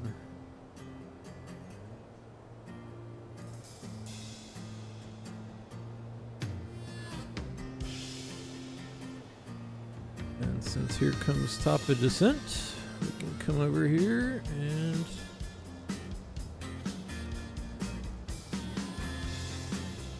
not that low.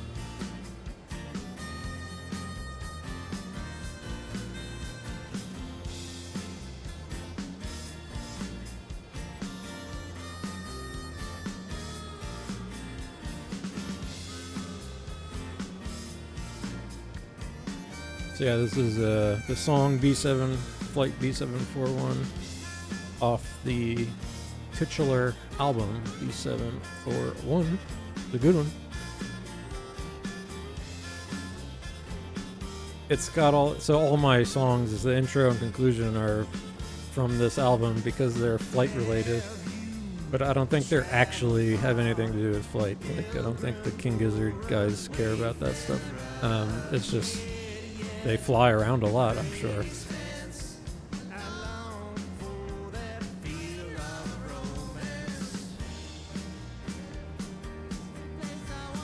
Oops.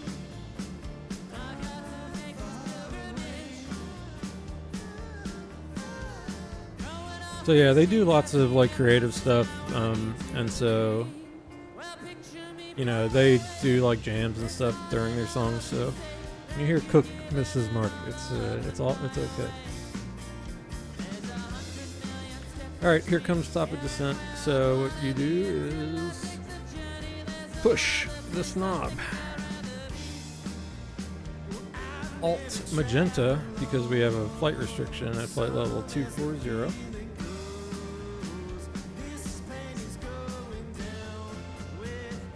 See, this plane is going down with me.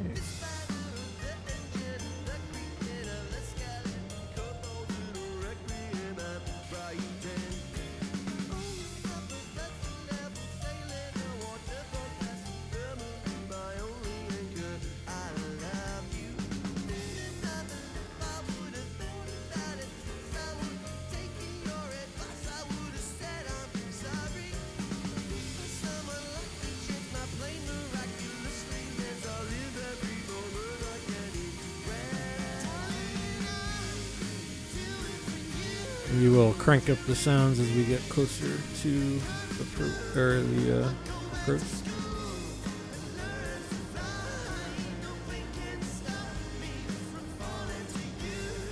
So we are on this arrival, not to scale, so this will look a little weird, but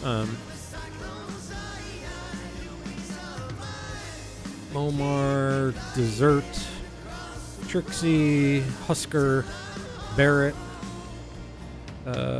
Hannah, Lucky, and then Lindy.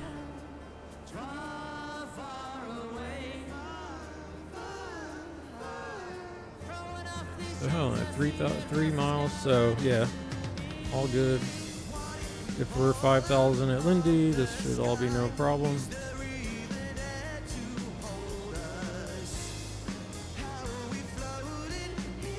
So you can see the profile coming in.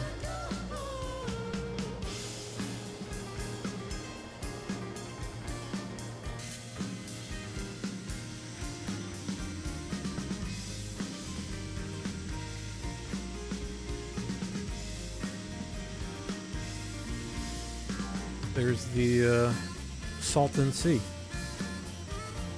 Palm Springs.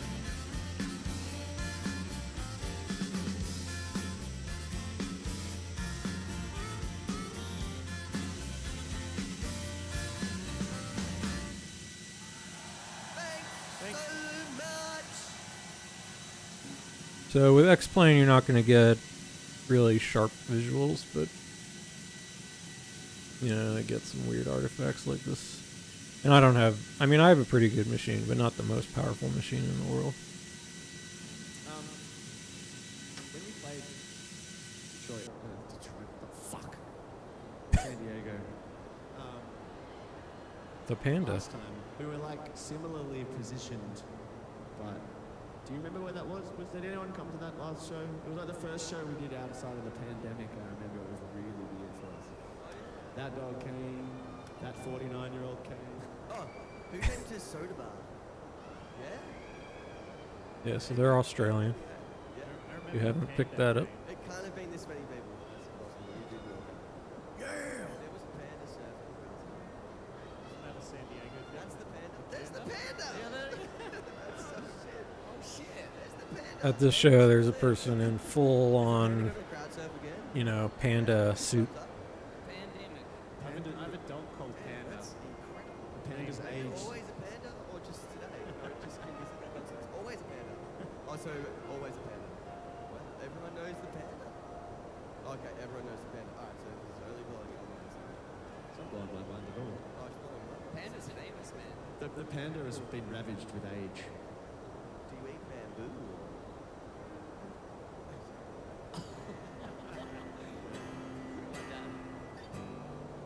So there's Momar, and We do take requests as well, Yeah. but only to be on the set list and in the same order. It's only the chili peppers. We only cover the chili peppers. Chili peppers. We like to work chili peppers. so we want to be below 260, above 240. Scar tissue. We've got Scar tissue. 9 miles to lose, Can't stop like chili peppers. 2,000 feet, which is plenty.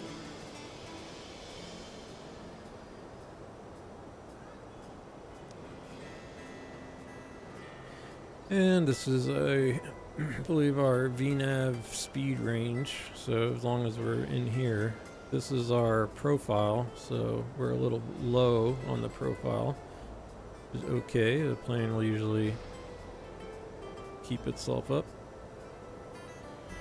So I just realized something. Am I gonna? Okay, no, we are actually slowing down to that 270 restriction.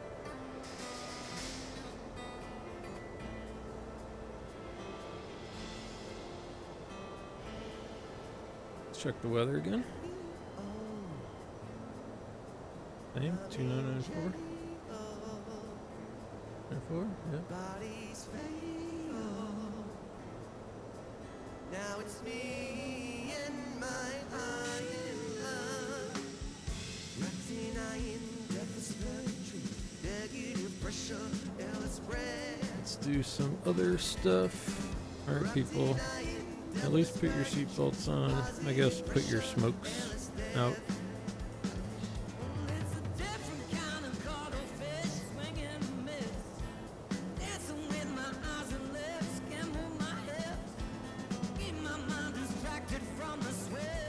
So I'm just using vertical navigation managed mode. The other day I was flying this bad boy around Vegas just to get some practice in and some landings, and yeah, I was kind of trying to do my rule of 3 math, which is essentially a way to figure out, like, if you know how many feet you need to lose and you want trying to figure out your top of descent point, you take the distance times 3 divided by 100, add some stuff for headwind, tailwind, that kind of thing, add a little more for deceleration, and then that can give you a sense of your actual top of descent point when you need to start descending at just thrust idle descent.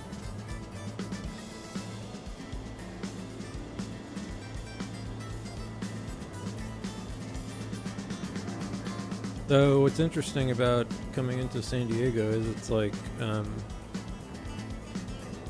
mountainous than you think, but yeah.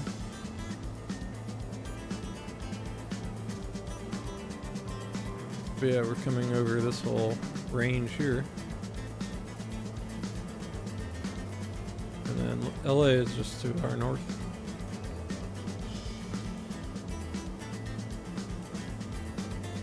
Tijuana. Keep our charts handy. 2319, we are all good.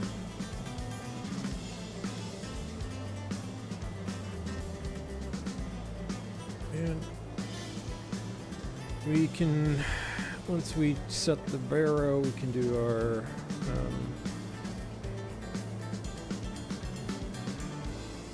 I guess what would it be, our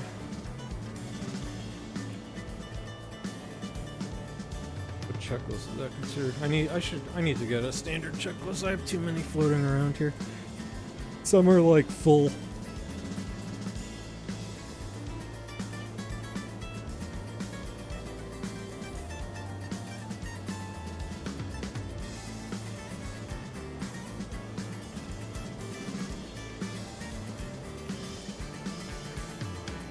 TCAS below. If we see anyone on TCAS, be really weird, because there should be no one. Let's see. Yeah, so we got kind of this low mass of clouds there. All right, turning southbound, south-ish. South, south, south, west.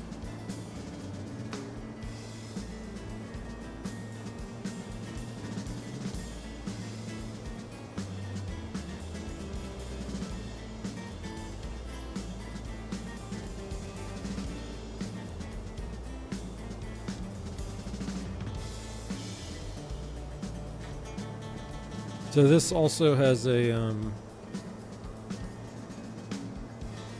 steeper than normal glide path, 3.5, which is, this is the one thing I had no idea in aviation. So like the typical glide path is 3, but like these little half degrees and stuff, are really taken into consideration by the pilots. You figure, I mean, look, it's all, there's a point at which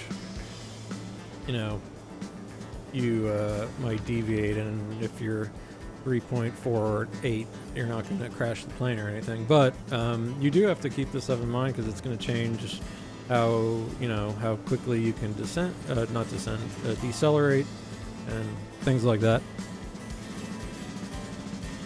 All right, we're below 18,000. Let's push standard, and it was 2995. So we're set the local.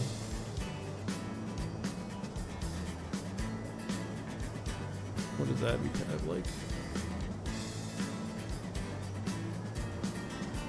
2994. Let's rerun our calculations with 2994. It shouldn't make a difference. Nope. It's still not got the low clouds.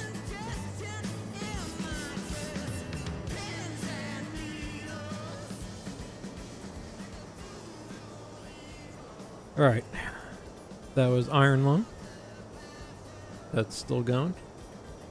But as we are very close, let's say bye to the GIZZ for now. They will play us out. Get our heads in the game here. All right, so we set the altimeter.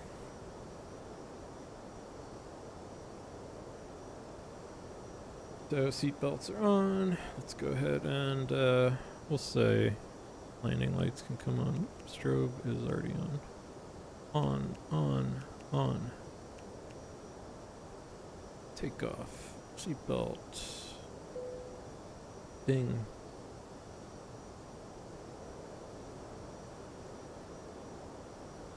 And we've got our mental picture in mind for this. Again, we're going to descend nicely, and we should be well okay. We will dial in that 2,000 once I get to around Lindy and feel like we're actually making it, and I'll go to that 2,000. And well, actually, I'll start slowing down. Let's see, where do I want to slow down? Yeah, I got plenty of area to slow down.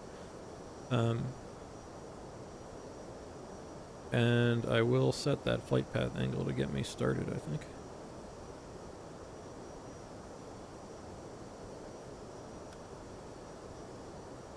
Let me turn off airports on my side. I don't want to see them for now. I want my nav display to be somewhat clear. Alright, Trixie. 270. We're a little fast. Don't think speed brake is warranted.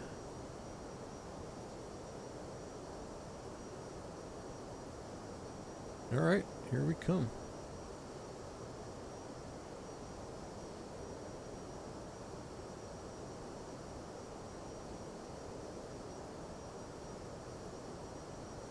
I'm actually thinking, I wonder if we require... I have to think about that.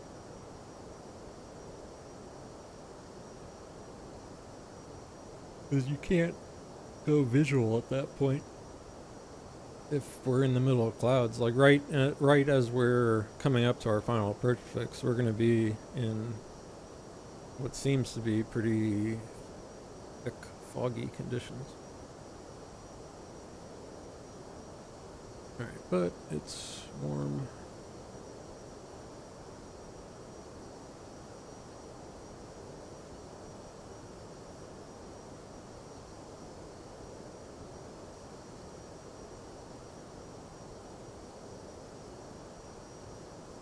.130 is our target landing speed. Alright.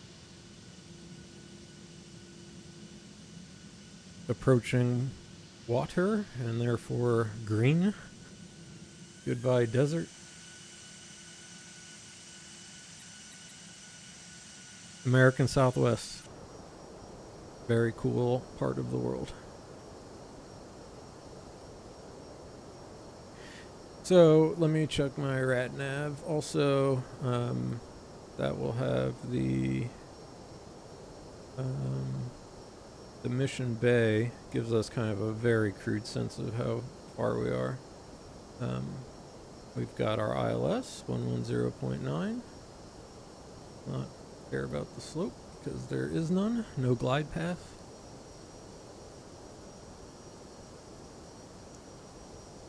So our next speed restriction 210 Lindy. That should be no problem.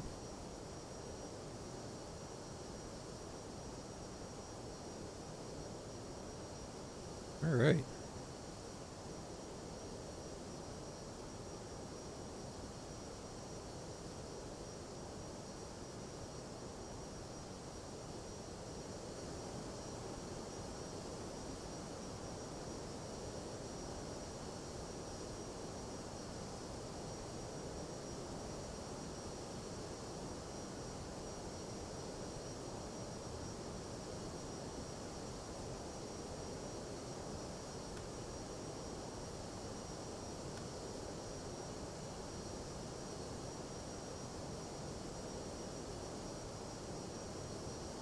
I'm curious to see what this cloud layer is going to look like.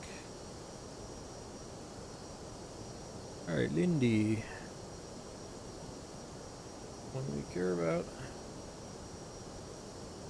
But I think by lucky we'll already be slowing down pretty good. I think once I hit this Barrett, I need to start decelerating.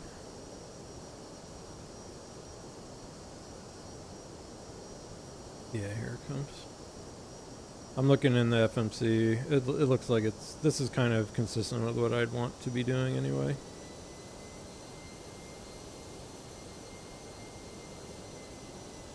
All right. Cloudy conditions.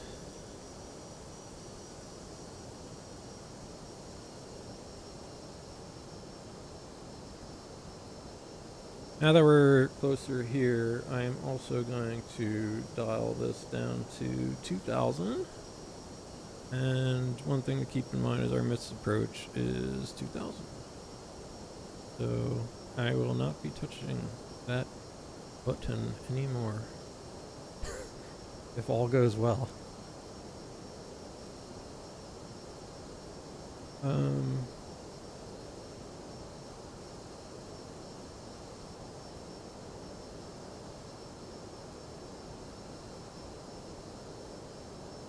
Alright, here we come. I'm going to kind of help it out with just a smidge of speed brake.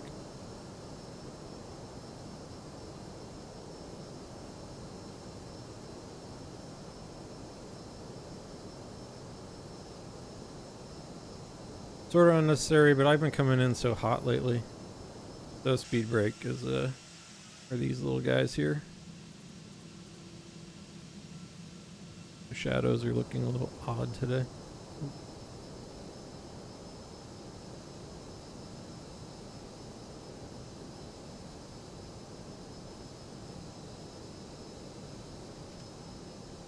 Okay. You know,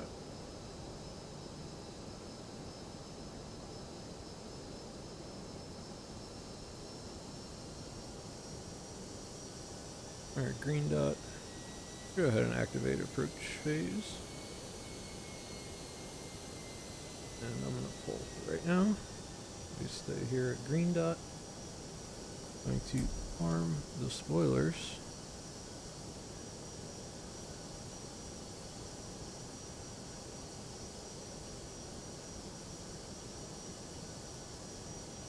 remember, Rebo is where we will be starting this 3.5 down. Alright, I'm going to go back to managed. And let's go flaps 1. Just start slowing us down here.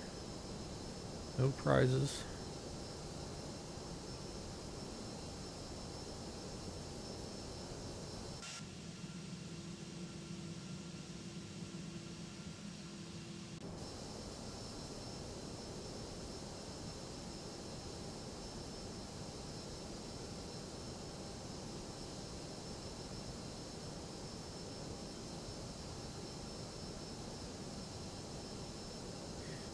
Yep, we're not going to be seeing much.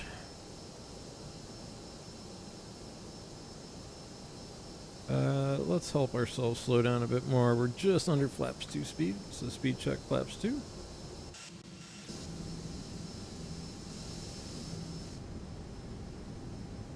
Flaps coming out.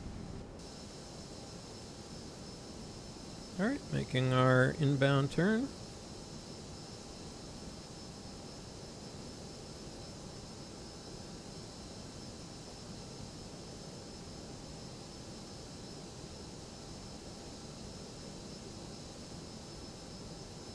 Okay, we are just below, so I'm going to go gear down, flaps 3. About 10 miles. I caught a nary a glimpse of the airport. Alright, I'm going to go in flaps full. We're slowing way down. In real life, you might haul or ass a little more through this, but maybe not. I'm already 10 miles.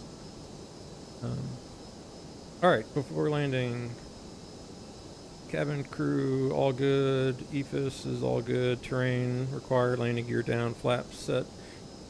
Spoilers are armed. Auto brakes selected. Engine mode selector as required. All my exterior lights are on. Go around altitude set. ECAM memo. No blue. Alright. We are good to go. Here comes Rebo. Let's make sure we can get visual at the airport. So once I pass Sujimi, I will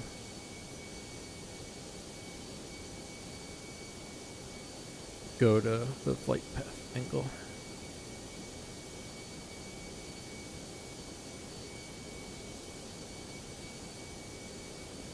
So I could, if I put this on, you can see here's our ILS, which I could lock. 2,500. Lock. Okay.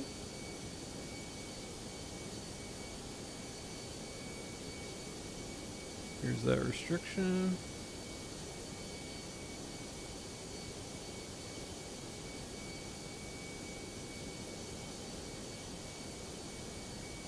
Okay, I'm gonna go flight directors off, bird on.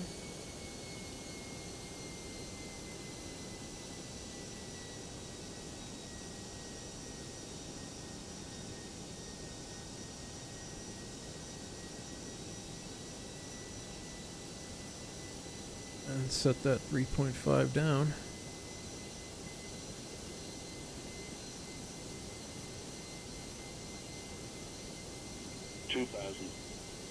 I'm a little high, but let's get visual at the runway. So there we go, 2 red, 2 white. There's the displaced threshold, so that's where we'll be aiming for. There is San Diego. Spanish for whale's vagina.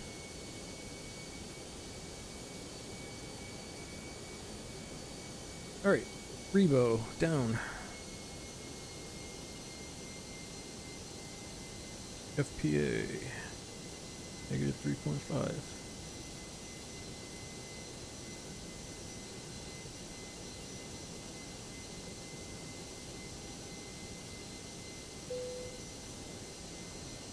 I didn't ding the cabin. Alright, this is looking good. So, bullshit. Glide slope deviation. We're right on. 2 red, 2 white. And Diago. Alright, let's focus. Why don't we get our speed?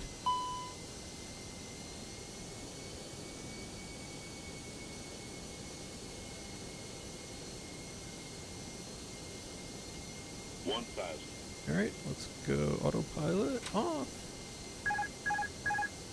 And let's just keep, go a little less power. That's a little too less power. 2 red, 3 white, I think.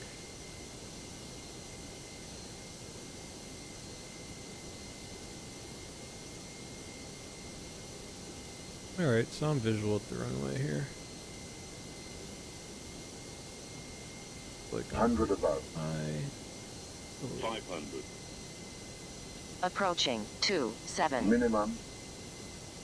Continue. A little off center. 400. Going a little fast. 300. Rest our descent a little bit here. 200.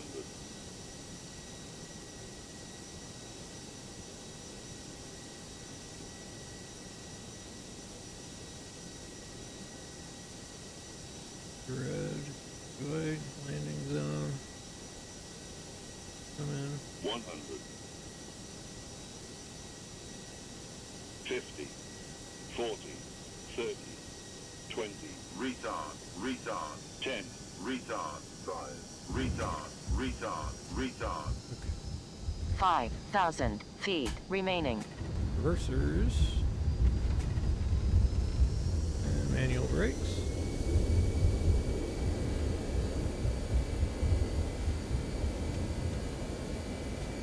Go reversers in. A little squirrely. Go all the way to the end. 2,000 remaining. No harm, no foul. Brake. Brake. Brake a little more. And we'll get off.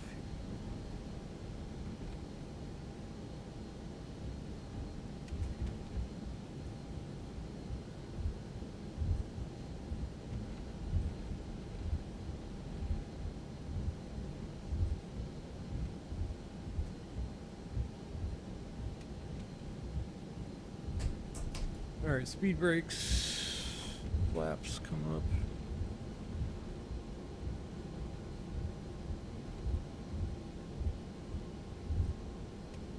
I'm pretty sure I wheelied down the runway. Let's come to a stop here. Yeah. You know, one thing I think my pedals do seem to have a let's see, do I have hot brakes? This would be wheel. A hot brake. Alright, I want to set the parking brake and do my cleanup here. Let's go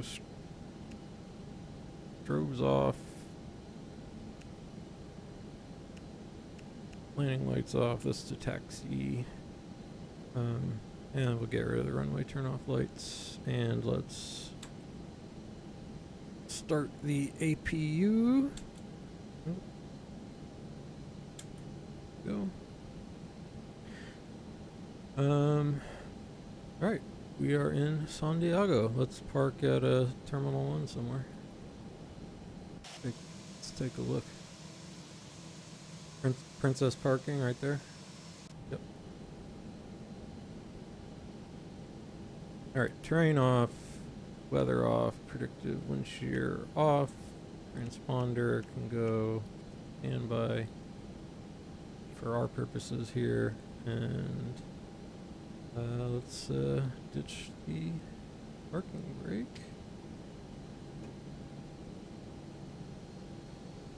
Alright, so that wasn't bad. We're gonna watch the replay. I kind of came in, I've been trying to like not have such a big flare, and then I ended up going a little long with my landing there, I felt like.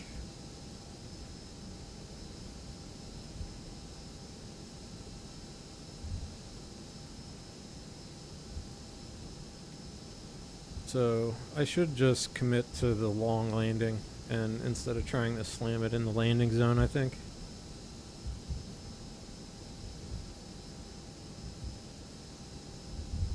So this is some princess parking right here.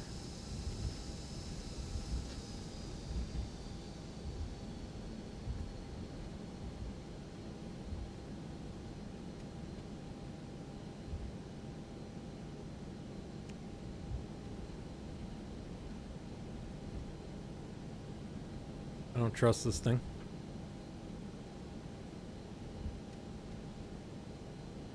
Oh, I don't have it. See, I talk shit about it.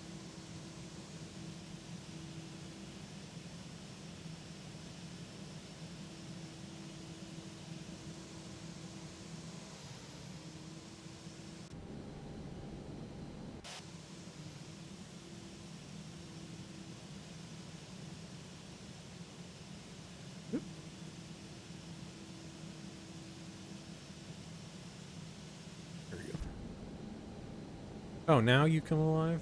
Jerk. Alright, stop. Alright, parking brake is set.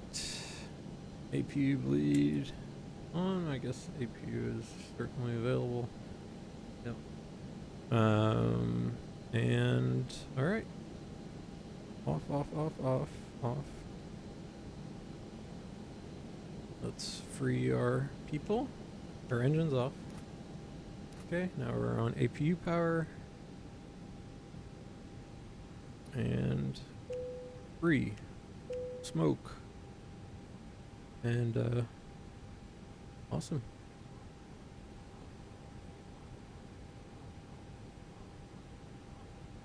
I hear the ETU. Okay.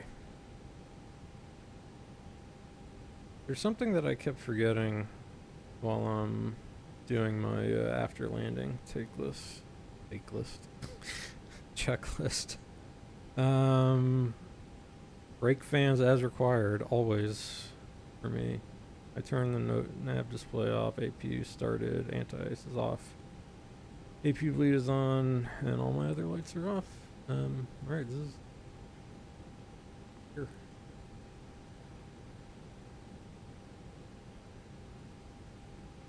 Unlock. Oh, I didn't turn the where's mech?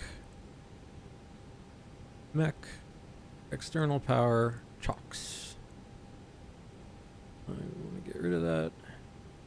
And so is it I always want to check. Oh, it already connected. Alright, I thought when the beacon comes off. So let's go external power, get the APU off. Beacon can come off. And yeah, let's get rid of all the lights. And yeah, sweet. We landed. Relatively decent landing, I think.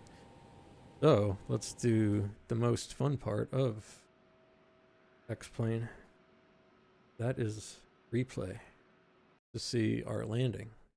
So, view... flight.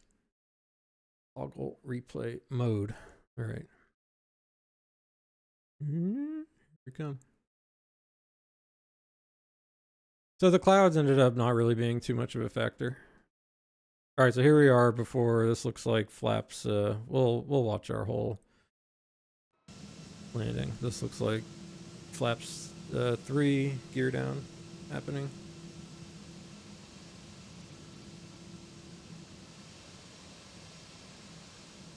And then I'm actually very curious to watch this. Oh. I'm gonna want to watch this stream back, the landing at least, because I don't know if I did my flight path angle just right. Like, it started getting me on the right path, which is all I was going to be using it for, but then I think I started my angle too early, because I was still descending to Rebo at this point. But I got fully configured early, I think, at this point. So, oh, it'll tell us when stuff happens. I don't know. In the replay mode, all this stuff is gobbledygook. Does it even respond to? Does it show flight controls? Image? No. Does it show? It doesn't even show what flaps we're in and stuff. But yeah, so we were flying blind at this part. Is it going to show that flight path angle? That would be cool.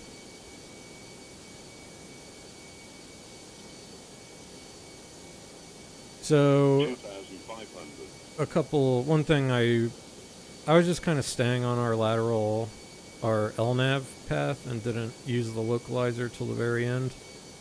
I don't know if that's best practice. I should have armed the localizer earlier.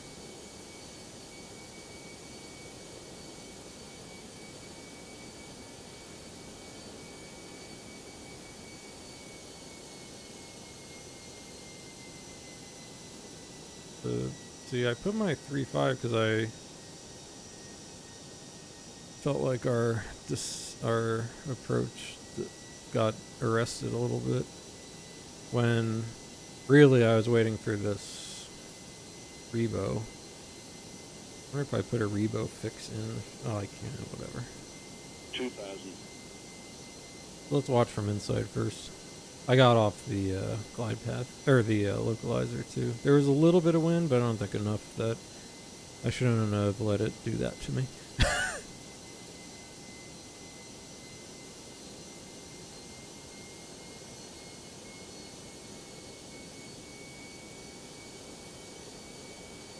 Okay.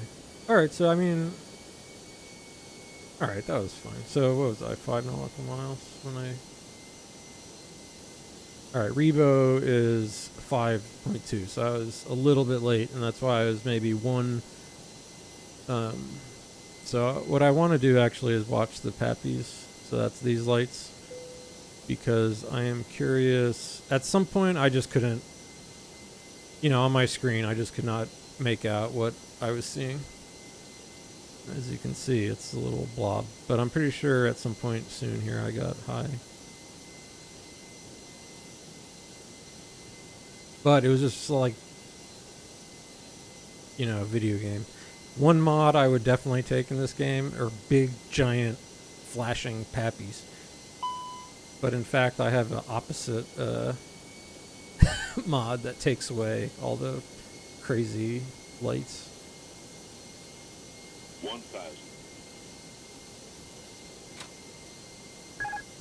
Alright, so now we can see how badly I got us off.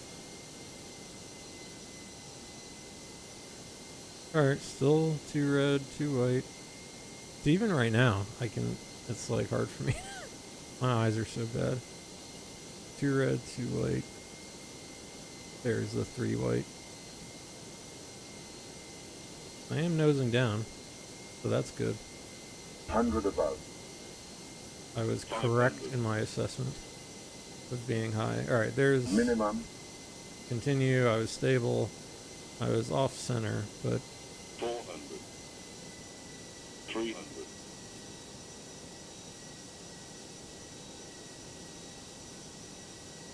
That little up there I probably shouldn't have done. But...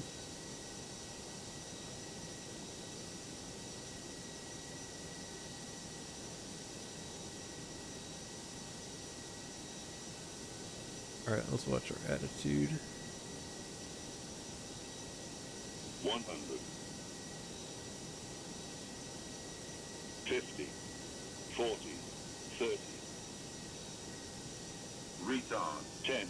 Yeah, I don't know, I just felt like I... Retard. And then I wheelied. I always fucking wheelie, man. Because I'm trying to get the thing not to... God damn it.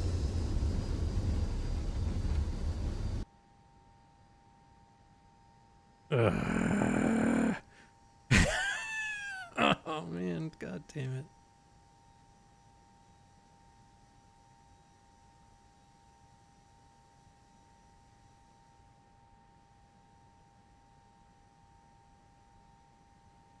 Okay. That's what I've been trying not to do, and I did it. Oh yeah, I got this sweet little pad thing for my leg. It's been fantastic for VATSIM. I'm not gonna front.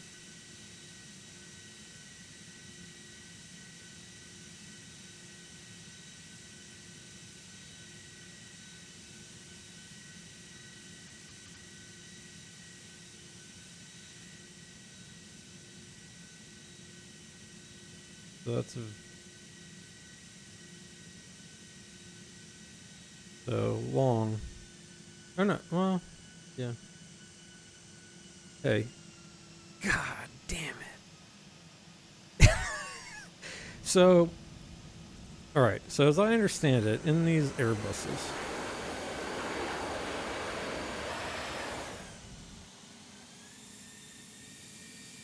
so how it works is that like 50 feet. 100. 50. Okay. 50. So, as I understand it, at 50 feet, the Airbus figures out where you are and what you're doing. So at this point, I've got a little like 4-degree attitude, and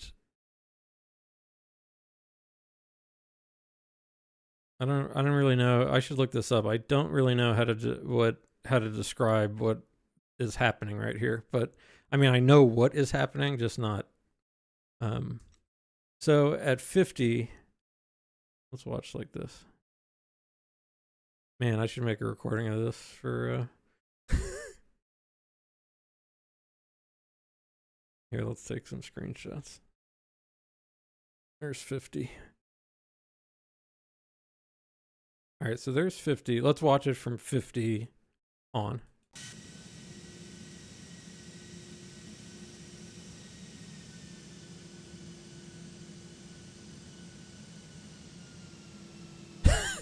Unfucking believable.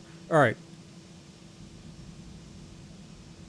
So, how this plane works, like I said, at 50 feet, it kind of sets you where you need to be. And then at 30 feet, it starts nosing down so that you have to pull back a little bit.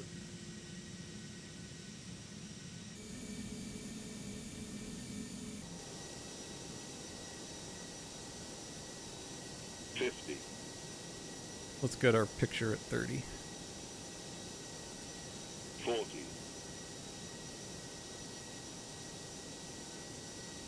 30. All right, there we are at 30. Take a picture.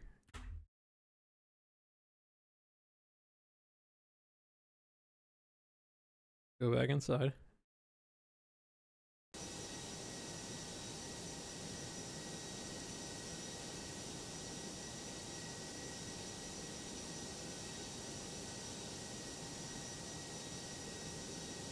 Retard. All right, let's do that as our first retard call out.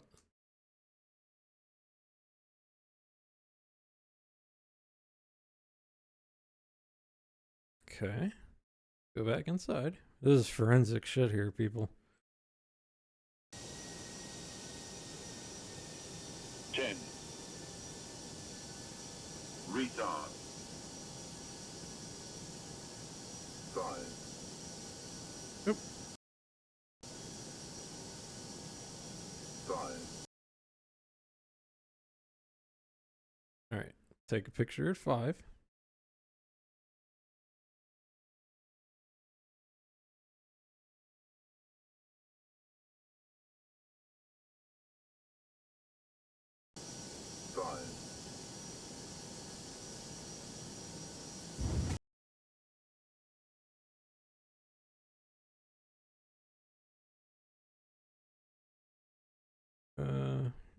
All right, so that was like right at touchdown.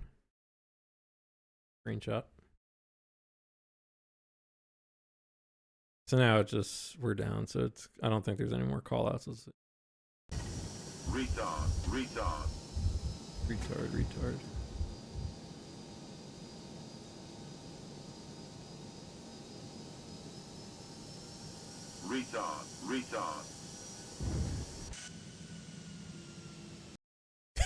Alright, this is what I want to...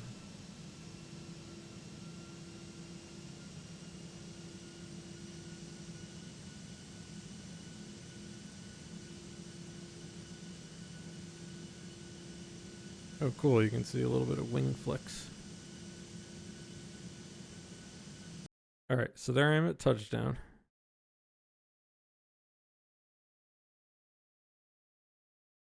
I think I got a picture of that already. Alright, now when do I start my wheelie? Let's find peak of my wheelie.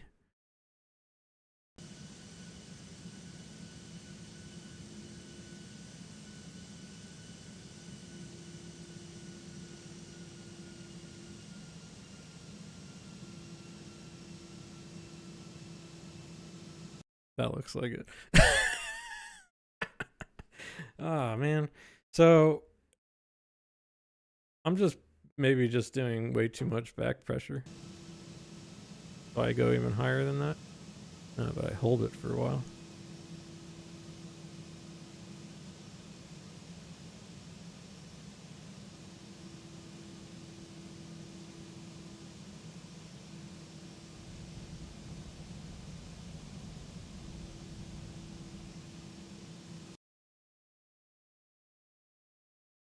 All right. And I did the other thing. I should have...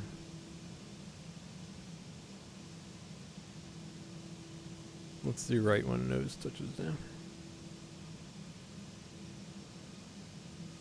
Oop, oop, oop.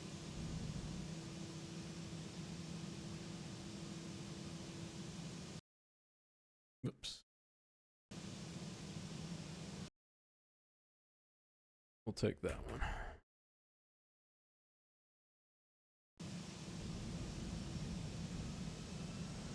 And then, I mean, I didn't go nuts until I had to brake. And that's when it's just, that's where my rudders are so hard to control.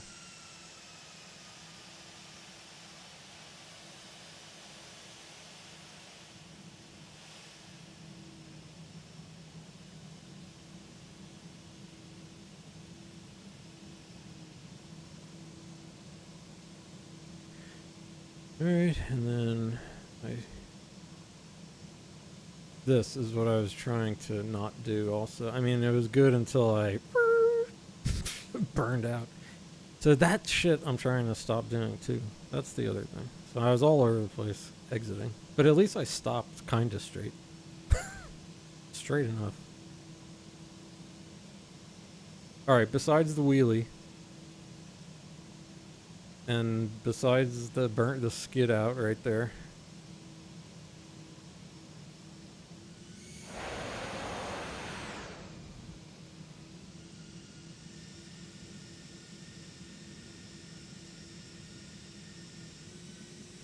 Diego.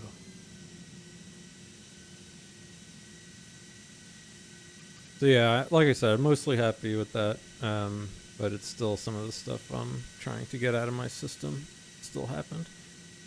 Which is alright. It just means I get to do this again. So long landing, not too bad, I guess. Fell down, popped the wheelie. Sorry, I need a good extreme angle on my wheelie.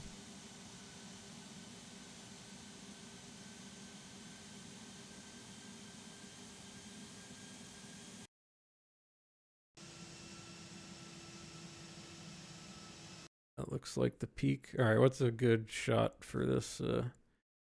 Get full wheelie action. Yeah, that's pretty funny. This is for the lulz now. Looks funnier that way.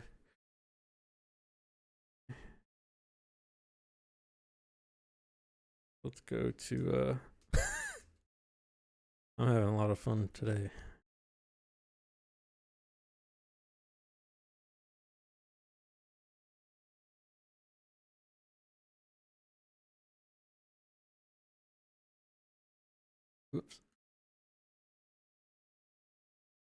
right, slow down now. All right, what's a good angle?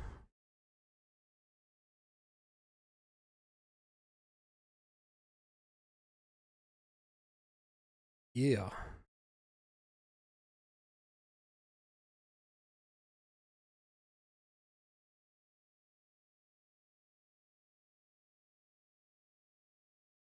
All right, this is a great angle. I can probably see. Can I get all of you in here? I mean, just this is pretty good. I'm losing my subject.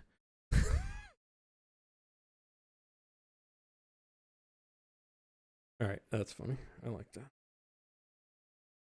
Take a shot like that.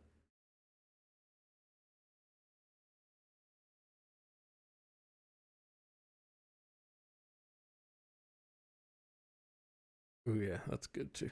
All right. Fun. Fun.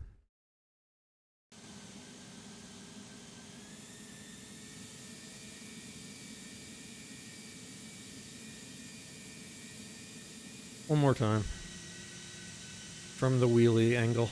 And then I will call it a day. What time is it? 5? All right, perfect.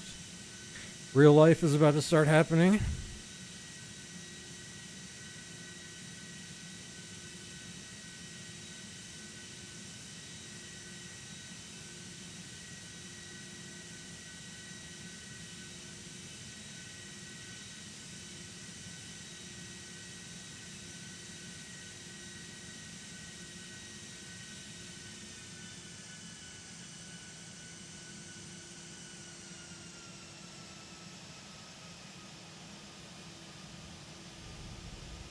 What a wheelie. Well, we got down eventually. That's what's important.